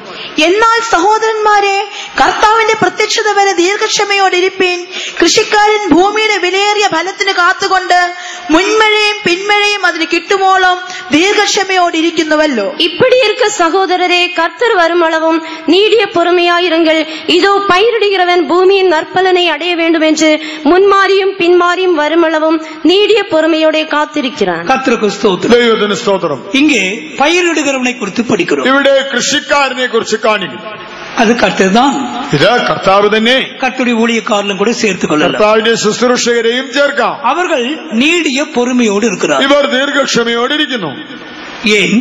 എന്തിന്? பூமியின் நற்பலன் உண்டாக வேண்டும். ഭൂമിയിൽ വിലയേറിയ ഫലം ഉണ്ടാകണം. அது எது? അതെന്ത്? அதான் புதிய ஏற்பாட்டு சபை. അതാണ് പുതിയ നിയമസഭ. ஜெயம் கொண்ட ஆண் பிள்ளை, ജയം കൊണ്ട ആൺകുട്ടി, கர்த்தருடைய வரைக்கு போகிறவர்கள், കർത്താവിന്റെ വരവിൽ എടുക്കപ്പെടുന്നവർ. அதான் பூமியின் நற்பலன். അതാണ് ഭൂമിയുടെ വിലയേറിയ ഫലം. இதற்காக இரண்டு விதமான மாரிக்காக காத்திருக்கிறான். ഇതിനായിട്ട് രണ്ട് വിധ മഴയ്ക്കായി കാത്തിരിക്കുന്നു. ஒன்று முன்மாரி, ഒന്ന് മുൻമഴ, இரண்டாவது பின்மறை. രണ്ടാമത് പിന്മഴ. இந்த മുன்മാരി என்று சொல்லுகிறது அபிஷேகத்தினால் உண்டாகிற எழுப்புதல். മുൻമഴ എന്നത് അഭിഷേകത്താൽ ഉണ്ടാകുന്ന ഉണർവ്. பின்மழை உபதேசத்தில் உண்டாகும் எழுப்புதல். പിന്മഴ ഉപദേശത്തിൽ ഉണ്ടാകുന്ന ഉണർവ്. கர்த்தருக்கு ஸ்தோத்திரம். ദൈവത്തിന് സ്തോത്രം. இதுதான் பெரிய காரியம். ഇതാണ് വൻ കാര്യം. அதான் கர்த்தர் செய்ய போகிறார். കർത്താവ് അത് ചെയ്യും. எனவேதான் 2ஆம் அதிகாரம் 23ஆம் வசனத்திலே 2-ാം അധ്യായം 23-ാം വാക്യം படியுங்கள். വായിക്കാം. யோவேல் 2:23. യോവേൽ 2:23. சீயோன் குமாரரே, உங்கள் தேவனாகிய கர்த்தருக்குள் மகிழ்ந்து களி கூறுங்கள். அவர் தக்கபடி உங்களுக்கு முன்மாரியை கொடுத்து உங்களுக்கு முன்மாரியையும் பின்மாரியையும் ஏற்கனவே வருஷிக்க பண்ணுவார். സിയോൻ മക്കളെ, ഘോഷിച്ചുല്ലസിച്ച് നിങ്ങൾ ദൈവമായ യഹോവയിൽ സന്തോഷിപ്പിൻ. അവൻ തക്കളവായി നിങ്ങൾക്ക് മുൻമഴ തരുന്നു. അവൻ മുൻപേ പോലെ നിങ്ങൾക്ക് മുൻമഴയും പിന്മഴയുമായ വർഷം പെയ്യിച്ചു തരുന്നു. கர்த்தருக்கு மகிமை உண்டாகும். ദൈവത്തിന് മഹത്വം. ஆண்டவர் செய்ய போகிற பெரிய காரியம், കർത്താവ് ചെയ്യുവാൻ പോകുന്ന വലിയ കാര്യം, ஒரு எழுப்புதல். ഒരു ഉണർവ്. எப்படி உண்டாகும்? എങ്ങനെ വരും? முன்மழையும் பின்மழையும். മുൻമഴ, പിന്മഴ. பரிசுத்தாவியின் எழுப்புதல், உபதேசத்தின் எழுப்புதல். പരിശുദ്ധാത്മാവിന്റെ ഉണർവ്, ഉപദേശത്തിന്റെ ഉണർവ്. எத்தனையோ பேருக்கு கிடைக்காத உபதேசத்தை தான் தேவன் நம்ம கையில தந்திருக்கிறார். എത്രയോ പേർക്ക് ലഭിക്കാത്ത ശ്രേഷ്ഠോപദേശമാണ് ദൈവം നമ്മുടെ കയ്യിൽ തന്നത്. ஆனால் இந்த നാட்களிலே உபதேசம் மட்டுப்படுத்தப்படுகிறது. എന്നാൽ ഈ നാളുകളിൽ ഉപദേശത്തെ നിസ്സാരമാക്കി കളഞ്ഞിരിക്കുന്നു. மற்ற சபைகளில் கூட போய் பாருங்களேன். മറ്റു സഭകളിൽ പോയി നോക്കൂ. வர்ஷிப், ஆராதனை, அதுதான் முக்கியம். ആരാധന, അതിന് മാത്രം പ്രാധാന്യം. சினிமா கூட தோற்று போகும். സിനിമ പോലും പരാജയപ്പെടും. கர்த்தருக்கு மகிமை உண்டாகும். ദൈവത്തിന് മഹത്വം. ஒரு காலத்துல பாட்டு ரெக்கார்டிங் ஒன்லி வாய்ஸ் ரெக்கார்ட், அதாவது ஆடியோ ரெக்கார்டிங்கா இருந்தது. ഒരു നാളുകളിൽ പാട്ട് റെക്കോർഡ് ചെയ്യുമ്പോൾ ഈ ഓഡിയോ റെക്കോർഡിംഗ് വോയിസ് റെക്കോർഡറിൽ മാത്രമായി. அதெல்லாம் மிஞ்சி போயிட்டாங்க. ഇപ്പൊ അതെല്ലാം കടന്നുപോയി. பாட்டுன்னா ஒரே டான்ஸும் அவர் அப்படி நடந்து வர்றது போலதான் எல்லா பாட்டும் இருக்கு. ഇങ്ങനെ പാട്ട് എന്ന് പറയുമ്പോൾ ഡാൻസ് ചെയ്ത് വരുന്നത് പോലെയാണ് എല്ലാ പാട്ടും. கர்த்தருக்கு மகிமை உண்டாகும். കർത്താവിന് മഹത്വം ഉണ്ടാകട്ടെ. ஜனங்கள் வஞ்சிக்கப்பட்டு கொண்டிருக்கிறார். ജനങ്ങൾ ചതിക്കപ്പെടുന്നു. அருமையான தேவ பிள்ளையே, പ്രിയ ദൈവവിതലേ, கர்த்தர் பெரிய காரியத்தை செய்வார். യഹോവ വൻ കാര്യങ്ങൾ ചെയ്യും. தேசமே பயப்படாது. ദേശമേ ഭയപ്പെടേണ്ട. கர்த்தர் என்ன செய்ய போகிறார்? കർത്താവ് എന്ത് ചെയ്യും? ஒரு முன்மாறி உண்டாகும். ഒരു മുൻമഴ വരും. உபதேசத்தில் ஒரு எழுப்புதலும் உண்டாகும். ഉപദേശത്തിൽ ഒരു ഉണർവുണ്ടാകും. கர்த்தருக்கு மகிமை உண்டாகும். ദൈവത്തിന് മഹത്വം. இந்த வருஷம் அடையார் சென்டர்ல நிறைய கன்வென்ஷன் நடத்தினோம். ഇക്കൊല്ലം അടയാർ സെന്ററിൽ ധാരാളം കൺവെൻഷനുകൾ നടത്തി. ஒவ்வொரு கன்வென்ஷன்ல 2000 பேர், 3000 பேர், 7000 பேர் இப்படி கூடி வந்தாங்க. ഓരോ കൺവെൻഷനിലും 2000, 3000, 7000 പേര് ഇങ്ങനെ വന്നു. அப்ப நாங்க யோசிச்சு இந்த முறை யாரும் பிரசங்க யாருக்கும் விடக்கூடாது. ഞങ്ങൾ ചിന്തിച്ച് ഇപ്രാവശ്യം ആരെയും പ്രാസംഗികന്മാരെ വിളിക്കരുത്. நம்ம இருக்கிற பிரதர்ஸை எழுப்பிடுவோம். നമ്മുടെ ഉള്ള ബ്രദേഴ്സിനെ എഴുന്നേൽപ്പിച്ചു വിടാം. கர்த்தருக்கு ஸ்தோத்திரம். ദൈവത്തിന് സ്തോത്രം. கர்த்தருடைய நாமத்தின் மகிமைக்காக சொல்லுகிறோம். ദൈവനാമമഹത്വത്തിനായി പറയട്ടെ. தேவன் அவளுக்கு தந்த கிருபையை குறித்து நாங்கள் அசந்து போனோம். ദൈവം അവർക്ക് നൽകിയ കൃപയെ ഓർത്ത് ഞങ്ങൾ തന്നെ ഞെട്ടിപ്പോയി. நிச்சயமாக எங்களுடைய சகோதரர்கள் பேசுவார்கள். തീർച്ചയായും ഞങ്ങളുടെ സഹോദരന്മാർ സംസാരിക്കും. பாருங்க, எல்லாம் உட்கார்ந்து இருக்கிறாங்க. എല്ലാവരും ഇരിക്കുന്നത് കണ്ടോ? உபதேசத்தின் எழுப்புதல் உங்களுக்குள்ள உண்டாகும். ഇവരുടെ എല്ലാ ഉള്ളിൽ ഉപദേശത്തിന്റെ ഉണർവ് വരും. உங்களுக்கு கூட உண்டாகும். ആ സഹോദരിമാരിലും ഉണ്ടാകും. நான் சொல்லவில்லை, ഇത് പറയുന്നത് ഞാനല്ല. கர்த்தருடைய வார்த்தை எப்படி சொல்லுகிறது? ദൈവവചനം ഇത് പറയുന്നു. தேசமே பயப்படாது. ദേശമേ ഭയപ്പെടേണ്ട. கர்த்தர் பெரிய காரியத்தை செய்வார். യഹോവ വൻ കാര്യങ്ങൾ ചെയ്യും. நிச்சயமாய் நடக்கும். തീർച്ചയായും നടക്കും. என்ற கூட்டத்தில் நான் அடிக்கடி அதை சொல்லிக்கொண்டே இருக்கிறேன். യോഗത്തിൽ ഞാൻ അത് ആവർത്തിക്കുന്നു. ஆம் தேவனுடைய பிள்ளைகளே, ദൈവമക്കളെ, தேவன் அதற்காக தான் நம்மை அழைத்தார். നമ്മെ ദൈവം വിളിച്ചതിന് വേണ്ടി. தெய்வத்துக்கு மகிமை உண்டு. ദൈവത്തിന് മഹത്വം. எல்லாத்தையும் விளக்கமாய் சொல்ல நேரம் இல்லை. എല്ലാം വിശദമാക്കാൻ നേരം പോരാലോ. இந்த எழுப்புதல் எப்படி இருக்கும் என்று சில காரியங்கள் உங்களுக்கு முன்பாக ഈ வைக்கிறேன். ഉണർവ് എങ്ങനെ ആയിരിക്കുമെന്നുള്ള ചില കാര്യങ്ങൾ പറയാം. முதலாவதாக 22ஆம் வசனத்திலே ഒന്നാമതായി 22-ാം വാക്യം படிங்கள். ഭയപ്പെടേണ്ട, മരുഭൂമിയിലെ പുൽപ്പുറങ്ങൾ പച്ച വയ്ക്കുന്നു, വൃക്ഷം ഫലം കായ്ക്കുന്നു, അത്തിവൃക്ഷവും മുന്തിരിവള്ളിയും അനുഭവപുഷ്ടി നൽകുന്നു. கர்த்தருக்கு ஸ்தோத்திரம். ദൈവത്തിന് സ്തോത്രം. வனாந்தரத்திலே மேய்ச்சல் உண்டாகும். മരുഭൂമിയിൽ പുൽപ്പുറങ്ങൾ ഉണ്ടാകും. வெளியின் மிருகங்களே, ആ വയലിലെ മൃഗങ്ങളെ பயப்படாதீர்கள். ഭയപ്പെടേണ്ട. വനാന്തരത്തിലെ മേച്ചൽ ഉണ്ടാകും. അതാണ് ഫസ്റ്റ്. അതാണ് ഒന്നാമത്. മരുഭൂമിയിൽ മേച്ചൽപ്പുറമുണ്ടാകും. ആമേൻ. ആമേൻ. വനാന്തരത്തിൽ മേച്ചൽ ഉണ്ടാകും. മരുഭൂമിയിൽ മേച്ചൽപ്പുറം. யார் இந்த மிருகங்கள்? ഏതാണ് ഈ മൃഗങ്ങൾ? ദൈവത്തെ കുറിച്ച് അറിവില്ലാത്തവൻ, ദൈവത്തെ കുറിച്ച് അറിയാത്തവൻ. അവൻ താൻ மிருகத்துக்கு ஒப்பா இருக்கு. അതാണ് മൃഗതുല്യൻ. கர்த்தருக்கு மகிமுண்டா. ദൈവത്തിന് മഹത്വം. கர்த்தர் சபையை அசைக்கும் பொழுது, ദൈവ സഭയെ ചലിപ്പിക്കും, ജനങ്ങൾക്കുള്ള ഒരു ജീവൻ ഉണ്ടാകും പൊழுது, ജനങ്ങളുടെ ഉള്ളിൽ ഒരു ജീവൻ ഉണ്ടാകും. വനാന്തരത്തിലെ മേച്ചൽ ഉണ്ടാകും. മരുഭൂമിയിൽ മേച്ചൽപ്പുറം ഉണ്ടാകും. கர்த்தருக்கு மகிமை உண்டாகட்டும். ദൈവത്തിന് മഹത്വം ഉണ്ടാകും. பாவிகள் மனம் திரும்புவார்கள். പാപികൾ മനം തിരിയും. பெரிய பெரிய மனுஷர்கள் திரும்பி வருவார்கள். ശ്രേഷ്ഠരായ മനുഷ്യർ മടങ്ങി വരും. இன்றைக்கு சுவிசேஷத்தை எதிர்ப்பவர்கள் എന്ന് സുവിശേഷത്തെ എതിർക്കുന്നവർ அன்றைக்கு இந்த மேய்ச்சலால் தொடப்படுவார்கள். അന്ന് ഈ മേച്ചലിനാൽ തൊടപ്പെടും. ஆண்டவராக இயேசுவை தேடி வருவார்கள். കർത്താവായ യേശുവിനെ തേടി അവർ വരും. அதற்காக தான் நம்பிக்கையோடு நாம் ஜெபிக்க வேண்டும். അതിനാണ് ആശയോടെ നമ്മൾ പ്രാർത്ഥിക്കേണ്ടത്. அதான் முதலாவது blessing. ഇതാണ് ഒന്നാമത്തെ അനുഗ്രഹം. வனாந்தரத்தில் மேய்ச்சல் உண்டாகும். മരുഭൂമിയിൽ മേച്ചൽപ്പുറം. രണ്ടാമത് விருட்சங்கள் காய்களை காய்க்கும், அத்தி மரமும் திராட்சை செடியும் பலனை தரும். கர்த்தருக்கு ஸ்தோத்திரம். ദൈവത്തിന് സ്തോത്രം. ரெண்டாவது எப்படி இருக்கும்? രണ്ടാമത് എങ്ങനെ? விருட்சங்கள் காய்க்கும். വൃക്ഷം ഫലം കായ്ക്കും. அங்க 5 விதமான விருட்சங்களை குறித்து சொல்லப்பட்டிருக்கிறது. 5 വിധമായ വൃക്ഷത്തെ കുറിച്ച് പറഞ്ഞിട്ടുണ്ട്. 1 அதிகாரம் 12 வசனத்திலே 1 അധ്യായം 12 വാക്യം. முதலாவது திராட்சை, ഒന്നാമത് മുന്തിരിവള്ളി, ரெண்டாவது அத்தி. രണ്ടാമതായി അത്തി. படிங்க.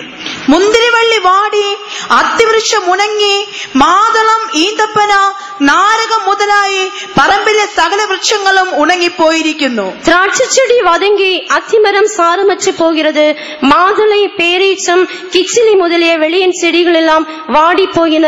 சந்தோஷம் மனுபுத்திரரை விட்டு ஒழிந்து போயிற்று. மகிமுண்டாகட்டும். ദൈവത്തിന് മഹത്വം. விருட்சங்கள் காய்க்கும். വൃക്ഷങ്ങൾ ഫലം കായ്ക്കും. ஆண்டவர் என்ன சொல்ல விரும்புகிறார்? കർത്താവ് പറയുവാൻ താല്പര്യപ്പെടുന്നത് 12 വസനത്തിലെ 12 വാക്യം. முதலாவது திராட்சை. ഒന്നാമത് മുന്തിരി. என்ன திராட்சை? ഏത് മുന്തിരിവള്ളി? ஆவியில் உண்டாகிற களிகுறுதல், ആത്മാവിലെ സന്തോഷം. நல்ல ஒரு அல்லேலூயா சொல்லுங்க பார்க்கலாம். നല്ലൊരു ഹല്ലേലൂയ പറയാം. விருட்சங்கள் காய்க்கும். വൃക്ഷങ്ങൾ ഫലം കായ്ക്കും. கர்த்தர் சபையை சந்திக்கும் பொழுது, കർത്താവ് സഭയെ സന്ദർശിക്കുമ്പോൾ, அவருடைய மனவாட்டியை தொடும் பொழுது, മണവാട്ടിയെ തൊടുമ്പോൾ, பரிசுத்தவானுடைய ஐக்கியத்தை ஆசீர்வதிக்கும் பொழுது, ശുദ്ധന്മാരുടെ കൂട്ടായ്മയെ അനുഗ്രഹിക്കുമ്പോൾ திராட்சை பலன் உண்டாகும். മുന്തിരിവള്ളി ഫലം കായ്ക്കും. அந்த முதலாவது அர்த்தம் என்ன? അതിന്റെ ഒന്നാമത്തെ അർത്ഥം ஆவியில் உண்டாகிற சந்தோஷம். ആത്മാവിലെ സന്തോഷം. கர்த்தருடைய ஜனத்துக்குள்ளே மகிழ்ச்சி உண்டாகும். ദൈവജനത്തിൽ ആനന്ദം വരും. ரெண்டாவது அத்தி. രണ്ടാമതായി അത്തി. அத்தி தான் சுகம், தெய்வீக ஆரோக்கியம். അത്തി എന്നത് ദൈവിക രോഗശാന്തിയും ആരോഗ്യം. பலவிதமான வியாதியில கஷ்டப்படுறோம். പല വ്യാധികളാൽ ഇന്ന് കഷ്ടപ്പെടുന്നു. ஆனா ஒரு நாள் உண்டு, ഒരു നാൾ വരും. கர்த்தர் இந்த எழுப்புதலை அனுப்பும் பொழுது, കർത്താവ് ഉണർവയക്കുമ്പോൾ வாடி போன விருட்சங்கள் எல்லாம் எழும்பும். വാടിപ്പോയ വൃക്ഷങ്ങൾ തളിർക്കും. அத்தி துளிர்க்கும். അത്തി തളിർക്കും. கர்த்தருக்கு மகிமை உண்டாகும். ദൈവത്തിന് മഹത്വം. கர்த்தருடைய ஜனங்கள் ஆரோக்கியசாலிகளாய் மாறுவார்கள். ദൈവജനങ്ങൾ ആരോഗ്യവാന്മാരാകും. ஜனங்கள் சுகமடைவார்கள். ജനങ്ങൾ സുഖം പ്രാപിക്കും. தெய்வீக சுகம் வெளிப்படும். ദൈവിക രോഗശാന്തി വെളിപ്പെടും. கர்த்தருக்கு ஸ்தோத்திரம். ദൈവത്തിന് സ്തോത്രം. என்னைக்கோன்னு காத்திருக்காதீங்க. അത് എന്നോ ஒருவேளை இன்றைக்கு கூட்டத்தில் அது உனக்கு சம்பவிக்கும். ഒരുപക്ഷെ ഇന്നത്തെ യോഗത്തിൽ നിനക്കത് നടക്കും. கர்த்தருடைய வார்த்தை உன்னை நோக்கி வருகிறது. ദൈവവചനം നിന്നെ നേടി വരുന്നു. தேசமே பயப்படாதே. ദേശമേ ഭയപ്പെടേണ്ട. கர்த்தர் பெரிய காரியங்களை செய்வார். യഹോവ വൻ കാര്യങ്ങൾ ചെയ്യും. அந்த திராட்சை துளிர்க்கும். അത്തി തളിർക്കും. മുന്തിരി തളിർക്കും. உனக்கு மறுபடியும் சந்தோஷமா இருக்கும். നിനക്ക് വീണ്ടും സന്തോഷം വരും. நல்ல சௌக்கியம், ஆரோக்கியம் உண்டாகும். നല്ല രോഗശാന്തിയും ആരോഗ്യം. மாதுளை. മാതളം. மாதுளை என்ன? മാതളം എന്ത്? அது அந்த ஸ்கின்னை கொஞ்சம் லேசா நீக்கிட்டு பாருங்க. അതിന്റെ പുറന്തൊലി ഒന്ന് മാറ്റി നോക്ക്. என்ன அழகா கர்த்தர் அதை அடுக்கி வச்சிருக்கு. കർത്താവ് എത്ര മനോഹരമായി അതിനെ അടുക്കി വെച്ചിരിക്കുന്നു. எனவேதான் உபதேச ரீதியா நம்ம என்ன சொல்றோம்? ഇതിനെ ഉപദേശ രീതിയായി പറയുന്നത് நம்முடைய மனதில் இருக்கிற டிசிப்ளின், മനസ്സിലെ അച്ചടക്കം, ஆவியில் இருக்கிறதான ஒழுக்கம், ആത്മാവിലെ ക്രമം. இவ பாருங்க எவ்வளவு தாறுமாறா இருக்கு நம்ம யோசிக்கிறோம். നമ്മൾ എത്ര താറുമാറായിരിക്കുന്നു ചിന്തിക്കുന്നു. சில சந்தர்ப்பங்கள்ல நல்ல எண்ணமே வர்றதில்லை. ചില സന്ദർഭങ്ങളിൽ നല്ല വിചാരങ്ങൾ വരാറില്ല. கர்த்தருக்கு மகிமை உண்டாகும். ദൈവത്തിന് മഹത്വം. சமீபத்துல ஒரு ஸ்டடி கொடுத்தேன். അടുത്ത കാലത്ത് ഒരു വേദപാഠം നൽകി. அப்சலோமின் தலை சன்னல் பின்னலான கர்வாலி மரத்திலே மாட்டிக்கொண்டது. ആ അബ്ശാലോമിന്റെ തല എന്നത് കാട് പിടിച്ചു കിടന്നതായി ആ കരിവേലകത്തിൽ കുടുങ്ങി. சரி, மூல பாஷையில என்ன இருக்கு? சன்னல் பின்னலான மரம். ആ മൂലഭാഷയിൽ ഇതെന്താണെന്ന് നോക്കി. ഹീബ്രുവിലെ നോക്കി பார்த்தா നെറ്റ്വർക്ക് போட்டிருக்காங்க. எனக்கு தூக்கி வாரி போட்டது. എബ്രായ ഭാഷയിൽ നോക്കിയപ്പോൾ നെറ്റ്വർക്ക് എന്നാണ് എഴുതിയത്. ഞാൻ അത്ഭുത സ്തബ്ധനായി. എല്ലാം നെറ്റ്വർക്ക് தெரியும் தானே? நம்ம ஆட்கள் அல்லாஹ் பிள்ளைகள் அதுதான் இருக்கிறாங்க. ആ നെറ്റ്വർക്ക് എന്ന് പറഞ്ഞാൽ നിങ്ങൾക്ക് എല്ലാം അറിയാമല്ലോ. ആൺവിളങ്ങിക്കൊണ്ട് നെറ്റ്വർക്ക് தான் സന്നൽ പിന്നലാണ് കർവാളി മരം. നോക്കൂ, ഞാൻ മനസ്സിലാക്കി ഈ നെറ്റ്വർക്കാണ് ഇങ്ങനെ കാട് പിടിച്ചു കിടക്കുന്നതായ കരിവേലകം. കർത്തർക്ക് മഹിമ ഉണ്ടാകട്ടെ. ദൈവത്തിന് മഹത്വം. ഡിസിപ്ലിൻ ഇല്ല, അച്ചടക്കമില്ല, മനസ്സിലെ തൂയ്മയില്ല, മനസ്സിൽ നിർമ്മലതയില്ല. കർത്തർക്ക് മഹിമ ഉണ്ടാകട്ടെ. ദൈവത്തിന് മഹത്വം. കർത്തർ ഒരു എളുപ്പതലെ അനുപ്പിനാൽ, കർത്താവ് ഒരു ഉണർവയച്ചാൽ, ഒരു പിന്മഴ ഉണ്ടാണോ, പിന്മഴ വന്നാൽ நல்ல மாதுளை பழங்கள்லாம் இருக்கும். நல்ல மாதுளப்பழம் வரும். நல்ல சிந்தை இருக்கும். நல்ல சிந்தா. எங்களுக்கோ கிறிஸ்துவின் சிந்தை இருக்கிறது. ഞങ്ങളോ ക്രിസ്തുവിന്റെ മനസ്സുള്ളവർ. நாங்க தாறுமாறா யோசிக்க மாட்டோம். ഞങ്ങൾ താറുമാറായി ചിന്തിക്കില്ല. சபையிலே மனதின் தூய்மை உண்டாகும். സഭയ്ക്ക് മനസ്സിന്റെ നിർമ്മലതയുണ്ടാകും. அடுத்ததாக பேரிச்சை மரம், അടുത്തതായിട്ട് ഈന്തപ്പഴം. அதான் நீதியின் ஜீவியம். അതാണ് നീതിയുള്ള ജീവിതം. நீதிமான்களோ பனையை போல் செழிப்பார். നീതിമാൻ പന പോലെ തഴയും. யாரும் அக்கிரமமா நடக்க மாட்டார். ആരും ദുഷ്ടതയിൽ നടക്കില്ല. நீதியாய் இருப்பார்கள். നീതിയോടെ ജീവിക്കും. கர்த்தருக்கு மகிமை உண்டாகும். ദൈവത്തിന് മഹത്വം. நீதியாய் நடப்பார்கள். നീതിയായി തന്നെ நீதியாய் பேசுவார்கள். നീതിയുള്ള വാക്കുകൾ പറയും. சபை அந்த எழுப்புதலுக்கு வந்து சேரும். സഭ ഈ ഉണർവിൽ വരും. அதுக்கு அடுத்தது கிச்சிலி. അടുത്തതായിട്ട് നാരകം. கிச்சிலி மரம், നാരകവൃക്ഷം. கர்த்தருக்கு ஸ்தோத்திரம். ദൈവത്തിന് സ്തോത്രം. ரெண்டு காரியங்கள் அங்க எழுதப்பட்டிருக்கிறது. രണ്ട് കാര്യമുണ്ട്. கிச்சிலியின் நிழல், നാരകത്തിന്റെ നിഴൽ, கிச்சிலியின் பழம், നാരകത്തിന്റെ ഫലം. தெய்வத்துக்கு மகிமை உண்டாகும். ദൈവത്തിന് മഹത്വം. ஒரே வார்த்தையில் சொல்லுகிறேன், ഒറ്റ വാക്കിൽ പറയാം. அந்த அடர்ந்த மரம் ആ വിടതൂർന്ന മരം நல்ல ரெஸ்ட் கொடுக்கும். നല്ല വിശ്രാമം அது നൽകും. நிழலை நான் வாஞ்சியாய் போய் உட்காருகிறேன். അതിന്റെ നിഴലിൽ ഞാൻ അതിമോദത്തോടെ ഇരുന്നു. நம்ம அப்படி இருக்கிறோமா? നമ്മൾ അങ്ങനെ ഇരിക്കുന്നു. നമ്മുടെ വീടുകളിൽ കിച്ചിലി മരം இருக்கா? നമ്മുടെ വീടുകളിൽ നാരകവൃക്ഷമുണ്ട്. இருக்கா? ഉണ്ടോ? ഉണ്ടോ? എന്താ? ഉണ്ടോ? കർത്തർക്ക് മഹിമ ഉണ്ടോ? ദൈവത്തിന് മഹത്വം. വീട് ரெஸ்டா இருக்கா? இளைப்பாறுதலா இருக்கா? വീട്ടിൽ സ്വസ്ഥതയ്ക്ക് ഉണ്ടോ? எப்போ வீட்டுக்கு போகணும்னு ஆசையா இருக்கணும். വീട്ടിൽ എപ്പോൾ ചെല്ലുമെന്ന് താല്പര്യം. சில புருஷன்மார் லேட்டா வராங்க. கேட்டா எதுக்கு பாஸ்டர் முன்னாடி போறது, அந்த அம்மா சரியில்லை ஏதாவது சொல்லிட்டு கிடக்கும், ஆனால் லேட்டா போறேன்றான். ചില ഭർത്താക്കന്മാർ വീട്ടിൽ അല്പം വൈകിയേ പോകൂ. എന്താ താമസിക്കുന്നതെന്ന് വെച്ചാൽ അവിടെ ചെന്നാൽ ആ സഹോദരി വേണ്ടാത്തതൊക്കെ പറയും, അതുകൊണ്ടൊന്ന് പതുക്കെ പോയാൽ മതി. கர்த்தருக்கு ஸ்தோத்திரம். ദൈവത്തിന് സ്തോത്രം. கும்பநாடு ஆட்கள்லாம் நல்லா இருப்பீங்கன்னு தான் நினைக்கிறேன். കുമ്പനാട്ടുകാര് നല്ല മനുഷ്യരാണെന്നാണ് ചിന്തിക്കുന്നത്. கர்த்தருக்கு ஸ்தோத்திரம். ദൈവത്തിന് മഹത്വം. எல்லா வீட்டுல கிச்சிலி மரம் இருக்கட்டும். എല്ലാ വീട്ടിലും നാരകവൃക്ഷം ഉണ്ടാകട്ടെ. எல்லா வீட்லயும் இருக்கட்டும். എല്ലാ വീട്ടിലും ഉണ്ടാകട്ടെ. இளைப்பாறுதலா இருங்க. സ്വസ്ഥമായിരിക്കാം. கர்த்தருக்கு மகிமை உண்டாகும். ദൈവത്തിന് മഹത്വം. இந்த கல்யாணம் பண்ண பிள்ளைகளுக்கெல்லாம் நான் ரெண்டு கேள்வி கேட்பேன். കല്യാണം കഴിച്ച കുട്ടികളോട് രണ്ട് ചോദ്യം ചോദിക്കും. எப்படியும் என்னை ஏதாவது ஒரு நாள் பார்க்க வருவாங்க. എപ്പോഴെങ്കിലും ഒരു ദിവസം എന്നെ കാണാൻ വരും. உட்கார வச்சு ஒரு சின்ன ஸ்டடி கொடுப்பேன். ആ ഇരുത്തി ഒരു ചെറിയ സ്റ്റഡി കൊടുക്കും. ரெண்டே காரியம். രണ്ട് കാര്യം. ഒന്ന്, எப்பயாவது சண்டை போட்டிருக்கீங்களா? വഴക്കിട്ടിട്ടുണ്ടോ? രണ്ട്, ஒருவருக்கு ஒரு கேர் எடுக்கிறீங்களா? പരസ്പരം കരുതുന്നുണ്ടോ? உன் மனைவி மேல உனக்குள்ள ஒரு கேரிங் இருக்கா? ആ ഭാര്യയ്ക്ക് കൊടുക്കേണ്ട കരുതൽ കൊടുക്കുന്നുണ്ടോ? கர்த்தருக்கு மகிமை உண்டாகும். ദൈവത്തിന് മഹത്വം. கிச்சிலி மரம் எங்கே? ആ നാരകം എവിടെ? இளைப்பாறுதலா இருக்கிறோமா? സ്വസ്ഥതയുള്ളവരാണോ? ஊழியர்களே கிச்சிலி மரங்களா இருக்கிறீங்களா? ശുശ്രൂഷകരെ, നിങ്ങൾ നാരകവൃക്ഷങ്ങളാണ്. இங்க என்ன சொல்லப்பட்டிருக்கு தெரியுமா? ഇവിടെ പറഞ്ഞിരിക്കുന്നത് விருட்சங்கள் எல்லாம் காய்க்குமா? വൃക്ഷങ്ങളെല്ലാം ഫലം மறுபடியும் ഉണ്ടാകും.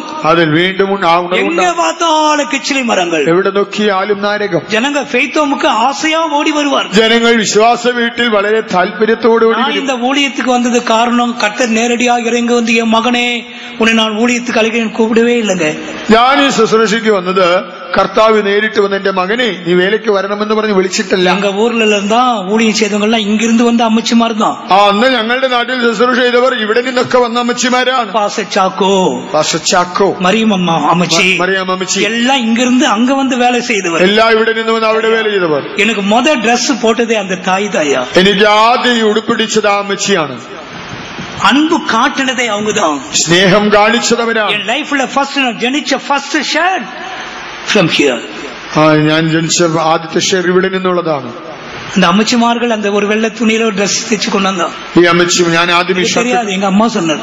എനിക്കറിയില്ല, എന്റെ അമ്മ പറഞ്ഞതാണ്. കട്ടൻ കാപ്പിன்னு ஒரு வேர்டை இங்க தான் கண்டுபிடிச்சோம். கட்டன் காப்பி. കട്ടൻ കാപ്പി എന്നുള്ള വാക്ക് പോലും ഇവരിൽ നിന്ന് കേട്ടുപിടിച്ചു. அங்க தெரியாது, என்னன்னு தெரியாது. അവിടെ എന്താണെന്ന് അറിയില്ല. அங்க போனா ஒரு கட்டன் காப்பி கிடைக்கும். അവിടെ പോയാൽ ഒരു കട്ടൻ കാപ്പി. அவங்க சாப்பிடுறத கொடுப்பாங்க, അവർ കഴിക്കുന്നത് തരും. இந்த அன்பை பார்த்து தான் நான் தேவனுடைய வீட்டுக்கு வந்தேன். ഈ സ്നേഹം കണ്ടിട്ടാണ് ദൈവ വീട്ടിൽ വന്നത്. பாஸ்டர் சாக்கோ മോനെ മോனேன்னு கூப்பிடுவார். யாரு மகனேன்னு கூப்பிடுவது? പാസ്റ്റർ ചാക്കോ എന്നെ മോനെ എന്ന് വിളിക്കും. വേറെ ആരാണ് എന്നെ മോനെ എന്ന് വിളിക്കുന്നത്? அப்பாவுக்கும் அவருக்கும் ஒரே வயசு தான். എന്റെ അപ്പനും എനിക്ക് ഒറ്റ വയസ്സ്. அவர் எங்க அப்பா മോனேன்னு கூப்பிடுவார். അദ്ദേഹം എന്റെ അപ്പനെയും മോനെ എന്ന് വിളിക്കും. ஒரு சேர், ஈஸி சேர் போட்டு உட்கார்ந்துருவார். ഒരു ചാരി കസേരയിട്ടിരിക്കും. சொந்த அப்பா வந்து உட்கார்ந்தது போல இருக்கும். സ്വന്തം അപ്പൻ വന്നിരിക്കുന്നത് പോലെ. கர்த்தருக்கு ஸ்தோத்திரம். அதாங்க ஃபெய்த்தும் லைஃப். അതാണ് വിശ്വാസ വീട്ടിലെ ജീവിതം. அதனால தான் ஆண்டவருடைய கிருபையினால் 8 பிள்ளைகள் எங்க வீட்டுல ஊழியத்தில் இருக்கிறாங்க. ആകയാൽ ദൈവത്തിന്റെ കൃപയാൽ 8 മക്കളും മേലയിലുണ്ട്. தெய்வத்துக்கு மகிமை உண்டாகும். ദൈവത്തിന് മഹത്വം. தெய்வீக அன்பை கண்டார்கள். ദൈവ സ്നേഹം കണ്ടു. விசுவாச வீடுகள் எல்லாம் கிச்சிலி மரங்கள் தான். വിശ്വാസ വീടുകളെല്ലാം നാരകവൃക്ഷം. நீங்களும் அப்படி இருங்களே. നിങ്ങളും അങ്ങനെ ആയിക്കോ. பக்கத்து ஆட்களுக்கு இளைப்பாறுதலை கொடுங்கள். അയൽക്കാർക്ക് സ്വസ്ഥത കൊടുക്കൂ. ஒரு எழுப்புதல் சபையிலே உண்டாகும். സഭയിൽ ഒരു ഉണർവുണ്ടാകും. கிச்சிலி மரங்கள் மறுபடியும் நடப்படும். നാരകവൃക്ഷങ്ങൾ വീണ്ടും നടും. அல்லேலூயா போடுவோமா? ഹല്ലേലൂയ പറയാം. கர்த்தருக்கு ஸ்தோத்திரம். ദൈവത്തിന് സ്തോത്രം. அடுத்தது 24ஆம் வசனத்திலே 24 വാക്യം. களங்கள் தானியத்தால் நிரம்பும். കളപ്പുരകൾ ധാന്യം കൊണ്ട് നിറയും. உச்சிதமான கோதுமை. ആ ശ്രേഷ്ഠമായ ഗോതമ്പ്. நல்ல தூதுகள் சபையில உண்டாகும். സഭയിൽ നല്ല ദൂതുകൾ ഉണ്ടാകും. கர்த்தருக்கு ஸ்தோத்திரம். ദൈവത്തിന് സ്തോത്രം. எல்லா களங்களும் தானியத்தால் நிரம்பும். എല്ലാ കളപ്പുരയും ധാന്യം കൊണ്ട് നിറയും. ஆலைகள் திராட்சரசத்தால் வழிந்தோடும். ആ ചക്കുകൾ വീഞ്ഞുകൊണ്ട് കവിയും. எண்ணெய் கூட இருக்குமா? എണ്ണയും ഉണ്ടാകും. கர்த்தருக்கு ஸ்தோத்திரம். ദൈവത്തിന് സ്തോത്രം. உபதேசம் ஒரு பக்கம், ഒരു ഭാഗത്ത് ഉപദേശം, அடுத்ததாக ஆவியின் நிறைவு, അടുത്തതായ ആത്മനിറവ്. நல்ல அபிஷேகம் சபையில இருக்கும். സഭയിൽ നല്ല അഭിഷേകം ഉണ്ടാകും. கிருபை இருக்கும். കൃപയുണ്ടാകും.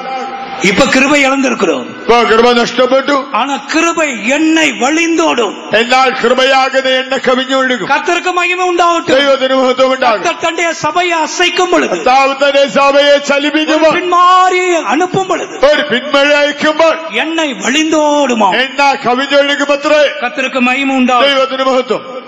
25ஆம் വചനത്തിലെ പഠിക്കും പൊழுது 25ആം വാക്യത്തിൽ പഠിങ്ങളെ, ഞാൻ നിങ്ങളുടെ ഇടയിൽ അയച്ചിരിക്കുന്ന എന്റെ മഹാസൈന്യമായ വെട്ടുക്കിളിയും വിട്ടിലും തുള്ളനും പച്ചപ്പുഴവും തിന്നുകളഞ്ഞ സംവത്സരങ്ങൾക്ക് വേണ്ടി ഞാൻ നിങ്ങൾക്ക് പകരം നൽകും. நான் உங்களிடத்தில் அனுப்பின என் பெரிய சேனையாகிய வெட்டுக்கிளிகளும் பச்சை கிளிகளும் முசுக்கட்டை பூச்சிகளும் பச்சை புழுக்களும் பட்சித்த வருஷங்களின் விளைவை உங்களுக்கு திரும்ப அளிப்பேன். ஆண்டவர் என்ன சொல்லுகிறார்? കർത്താവ് എന്ന് പറയുന്നു, ஒரு பெரிய சேனை வருகிறதை பார்த்து, ഒരു മഹാസൈന്യം വരുന്നത് കാണും. அதுல 4 பகுதியில் இருக்கிறது. 4 ഭാഗങ്ങളും. ஒன்று வெட்டுக்கிளி, വെട്ടുക്കിളി. இரண்டாவது பச்சை கிளி, വിട്ടിൽ. மூன்றாவது முசுக்கொட்டை பூச்சி, തുള്ളൻ. நாலாவது பச்சை புழு. 4ാമത് പച്ചപ്പുഴു. இது 4 தான் சபையின் எதிரிகள். ഇത് 4ാണ് സഭയുടെ ശത്രുക്കൾ. பரிசுத்த வாழ்க்கையின் எதிரிகள், വിശുദ്ധ ജീവിതത്തിന്റെ പ്രതിയോഗികൾ. இது 4ம் இந்த விருட்சத்தை அழித்து போட்டது. 4ും ചേർന്ന് വൃക്ഷങ്ങളെ നശിപ്പിച്ചു. இந்த 4 இந்த ஜீவன்களும் எதை காண்பிக்கிறது? 4 ജീവികൾ എന്തിനെ കാണിക്കുന്നു? யாக்கோபின் நிருபம் 1ஆம் அதிகாரம் യാക്കോബിന്റെ ലേഖനം 1ആം അധ്യായം 14, 15 വചനങ്ങൾ. 14, 15 വാക്യം. ഓരോരുത്തൻ പരീക്ഷിക്കപ്പെടുന്നത് സ്വന്തം മോഹത്താൽ ആകർഷിച്ച് വശീകരിക്കപ്പെടുകയാകുന്നു. മോഹം ഗർഭം ധരിച്ച് പാപത്തെ പ്രസവിക്കുന്നു. പാപം മുഴുത്തിട്ട് മരണത്തെ പെറുന്നു. அவனவன் தன் தன் சுய இச்சையினாலே இழுக்கப்பட்டு சீக்குண்டு சோதிக்கப்படுகிறான். பின்பு இச்சையானது கர்ப்பம் தரித்து பாவத்தை பிறப்பிக்கும். பாவம் பூரணமாகும் போது மரணத்தை பிறப்பிக்கும். இந்த 4 தான் பூச்சிகள். ഇത് 4ുമാണ് ഈ ജീവികൾ. பரிசுத்த வாழ்க்கையை அரித்து போடுகிற பூச்சிகள். വിശുദ്ധ ജീവിതത്തെ നശിപ്പിക്കുന്നതായ കീടങ്ങൾ. முதலாவது இச்சை, லஸ்ட். ഒന്നാമതായി മോഹം. கர்த்தருக்கு ஸ்தோத்திரம். ദൈവത്തിന് സ്തോത്രം. அது ஒரு படுபயங்கரமான பூச்சி. അത് വളരെ മോശമായ ഒരു சபையை அழிக்கிற பூச்சி. ദൈവസഭയെ നശിപ്പിക്കുന്ന ഒരു കീടം. பரிசுத்தத்தை அழித்து போடுகிற பூச்சி. വിശുദ്ധിയെ നശിപ്പിക്കുന്ന ഒരു കീടം. இச்சைகள். മോഹങ്ങൾ, മോഹങ്ങൾ, മോഹങ്ങൾ. கர்த்தருக்கு ஸ்தோத்திரம். ദൈവത്തിന് സ്തോത്രം. இந்த இச்சை அடுத்த இடத்துக்கு போகுது, அதான் சோதனை. 2வது பூச்சி. ഈ മോഹം വരുമ്പോഴാണ് അടുത്തതായി പരീക്ഷ. கர்த்தருக்கு ஸ்தோத்திரம். ദൈവത്തിന് സ്തോത്രം. டெம்டேஷன், പ്രലോഭനം, பரீட்சை, പ്രലോഭനങ്ങൾ, சோதனைக்குள்ள சிக்கிக்கொள்ளுதல், പരീക്ഷയിൽ കുടുങ്ങുക. எனவேதான் ஒரு தேவ மனுஷன் சொல்றான், சோதனையை சோதனையிலே நிறுத்து. ആകയാൽ പരീക്ഷയെ പരീക്ഷയിൽ നിർത്തുക എന്നൊരു ദൈവഭക്തൻ. முதலாவது இச்சைக்கு இடம் கொடுக்கும் பொழுது, ഒന്നാമതായി മോഹത്തിനിടം കൊടുക്കുമ്പോൾ இந்த இச்சை உன்னை சோதனை என்ற இடத்துக்கு கொண்டு പോകും. മോഹം നിന്നെ ഒരു പ്രലോഭനത്തിൽ കൊണ്ടുപോകും. இது இரண்டாவது பூச்சி. ഇത് രണ്ടാമത്തെ കീടം. மூன்றாவது பாவம். മൂന്നാമതായി പാപം. சோதனை பாவத்துக்கு நேராக நடத்தும். പ്രലോഭനം പാപത്തിലേക്ക് നടത്തും. பாவத்தை பிறப்பிக்கும். പാപത്തെ ജനിപ്പിക്കും. அது ஒரு மகா பெரிய பூச்சி. അത് ഒരു വലിയ കീടം. பாவம் பூர்ணமாகும் பொழுது പാപം ഒഴുക്കുമ്പോൾ மரணத்தை பிறப்பிக்கும். മരണത്തെ പിറന്നു. அதான் எல்லாத்துக்கும் பயங்கரமான பூச்சி. ഇതാ എല്ലാത്തിനേക്കാളും മോശമായ ഒരു കൃതി. எங்க ஆரம்பிக்குது பாருங்களேன், എവിടെ തുടങ്ങുന്നു? ஆனா ஆண்டவர் என்ன சொல்றார்? കർത്താവ് പറയുന്നത്, இது எல்லாத்தையும் நான் உங்களுக்கு திரும்ப தருவேன். ഞാൻ ഇതിനെല്ലാം നശിപ്പിച്ച് വീണ്ടും இந்த തിരികെ തരും. சேனைகள் பட்சித்த விளைவை திரும்ப கொடுப்பேன். ഈ സൈന്യം ഭക്ഷിച്ചതായ വിളവ് തിരിച്ചു തരും. கர்த்தருக்கு மகிமை உண்டாகட்டும். ദൈവത്തിന് മഹത്വമുണ്ടാകട്ടെ. அப்படிப்பட்டதான ஒரு அனுபவம் திரும்ப கிடைக்கும். അങ്ങനെ ഒരു അനുഭവം വീണ്ടും കിട്ടും. ஜனங்கள் திருப்தியாய் சாப்பிடுவாங்களாம். ജനങ്ങൾ തൃപ്തിയായി ഭക്ഷിക്കുമത്രേ. பசியாய் போக மாட்டார். വിശന്നു പോകില്ല. எல்லாவற்றுக்கும் மேலாக എല്ലാത്തിലുപരിയായി ஒரு துதியின் சத்தம் உண்டாகும். ഒരു സ്തുതിയുടെ ശബ്ദം വരും. വാസിങ്ങൾ 26 വചനം. നിങ്ങൾ വേണ്ടുവോളം തിന്ന് തൃപ്തരായി നിങ്ങളോട് അത്ഭുതമായി പ്രവർത്തിച്ചിരിക്കുന്ന നിങ്ങളുടെ ദൈവമായ യഹോവയുടെ നാമത്തെ സ്തുതിക്കും. എന്റെ ജനം ഒരു നാളും ലജ്ജിച്ചു போகையுமில்ல. நீங்கள் சம்பூர்ணமாக சாப்பிட்டு திருப்தியடைந்து உங்களை அதிசயமாய் நடத்தி வந்த உங்கள் தேவனாகிய கர்த்தருடைய நாமத்தை துதிப்பீர்கள். என் ஜனங்கள் ஒருபோதும் வெட்கப்பட்டு போவதில்லை. நீங்கள் சம்பூர்ணமாய் சாப்பிடுவீர்கள். നിങ്ങൾ തൃപ്തിയായി ഭക്ഷിക്കും. தேவ சமூகத்துக்கு வந்தா ஒரு திருப்தி. ദൈവസന്നിധിയിൽ വന്നാൽ ഒരു വലിയ തൃപ്തി. உங்களை அதிசயமாய் நடத்தி வந்த தேவனை துதிப்பீர்கள். നിങ്ങളെ അതിശയമായി നടത്തുന്ന ദൈവത്തെ സ്തുതിക്കും. என் ஜனங்கள் ஒருபோதும் வெட்கப்பட்டு എന്റെ போவதில்லை. ജനം ഒരു നാളും ലജ്ജിക്കില്ല. நான் இதோடு என் வார்த்தையை சுருக்குகிறேன். ഇതോടുകൂടെ വാക്കുകൾ ചുരുക്കട്ടെ. கொஞ்ச நேரம் கர்த்தரிடத்திலே காத்திருப்போமா. അല്പനേരം ദൈവസന്നിധിയിൽ കാത്തിരിക്കാം. தேவன் சிறையிருப்பை திருப்பட்டும். ദൈവം പ്രവാസം മാറ്റട്ടെ. தேவன் முன்மாறியும் பின்மாறியும் கொடுக்கட்டும். ദൈവം മുൻമഴ പിന്മഴ നൽകട്ടെ. தேசமே பயப்படாது. ദേശമേ ഭയപ്പെടേണ്ട. கர்த்தர் பெரிய காரியங்களை செய்வார். യഹോവ വൻകാര്യങ്ങൾ ചെയ്തിരിക്കുന്നു. கொஞ்ச நேரம் நின்று கர்த்தரை ஆராதிக்க போகிறோம். അല്പസമയം നിന്ന് ദൈവത്തെ ആരാധിക്കാം. எல்லாரும் கர்த்தருடைய சமூகத்திலே நிற்போமாக. എല്ലാവരും ദൈവസന്നിധിയിൽ എഴുന്നേറ്റ് നിൽക്കാം. ஜெபத்தோடு நில்லுங்கள். പ്രാർത്ഥനയോടെ എഴുന്നേറ്റ് നിൽക്കുക. பின்மாறி மழைக்காக வேண்டிக் கொள்ளுங்கள். പിന്മഴയ്ക്കായി അപേക്ഷിപ്പിൻ. ஜெபத்துல சில நிமிஷம் தான் தரித்திருக்க போகிறோம். നമുക്ക് പ്രാർത്ഥനയിൽ ഉറ്റിരിക്കാൻ ചില இந்த മിനിറ്റുകൾ. கூட்டத்தை முடித்து போகும் பொழுது கர்த்தர் எனக்கு பெரிய காரியத்தை செய்தார் என்று சொல்லிக்கொண்டே போக ഈ வேண்டும். യോഗം കഴിഞ്ഞു പോകുമ്പോൾ കർത്താവ് എനിക്ക് വലിയ കാര്യം ചെയ്തു എന്ന് പറഞ്ഞുകൊണ്ട് പോകണം. சூழ்நிலையை பார்க்க வேண்டாம். നിന്റെ സാഹചര്യങ്ങളെ இது നോക്കേണ്ട. நடக்குமா? பிசாசு சொல்லுவான். പിശാചി പറ ഇതൊക്കെ നടക്കും. தெற்கத்தி வெள்ளங்களை திருப்புவது போல எங்களுடைய சிறையிருப்பை திருப்பும். തെക്കേ നാട്ടിലെ തോടുകളെ പോലെ ഞങ്ങളുടെ പ്രവാസം മാറ്റി മടക്കി വരുത്തണം. அந்த வசனத்தின் அர்த்தம் என்ன தெரியுமா? ആ വചനത്തിന്റെ അർത്ഥം അറിയാമോ? இஸ்ரவேல் தேசத்திலே நெகேவ் என்ற ஒரு பாலைவனம் இருக்கிறது. ഇസ്രായേൽ ദേശത്ത് നെഹേം എന്നതായ ഒരു அதான் മരുഭൂമി. தெற்கத்தி, அதாவது அங்க சொல்லப்பட்ட விஷயம் அதுதான். അവിടെ പറഞ്ഞിരിക്കുന്ന കാര്യം അതാണ്. அது மணல் பகுதி. അതൊരു മണലാരണ്യം. மழை வர வாய்ப்பே இல்லை. മഴ പെയ്യാൻ സാധ്യതയില്ല. ஆனால் அங்கே ஒரு பெருவெள்ளம் உண்டானால் எப்படி இருக்குமோ? അവിടെ ഒരു ജലപ്രളയം ഉണ്ടായാൽ എങ്ങനെയിരിക്കും? மற்ற பாஷையில படிச்சு பாருங்க, அப்படிதான் எழுதப்பட்டிருக்கு. ഭാഷയിൽ അങ്ങനെയാണ് എഴുതിയിരിക്കുന്നത്. சந்தேகப்பட வேண்டாம். സംശയിക്കേണ്ട. காற்றையும்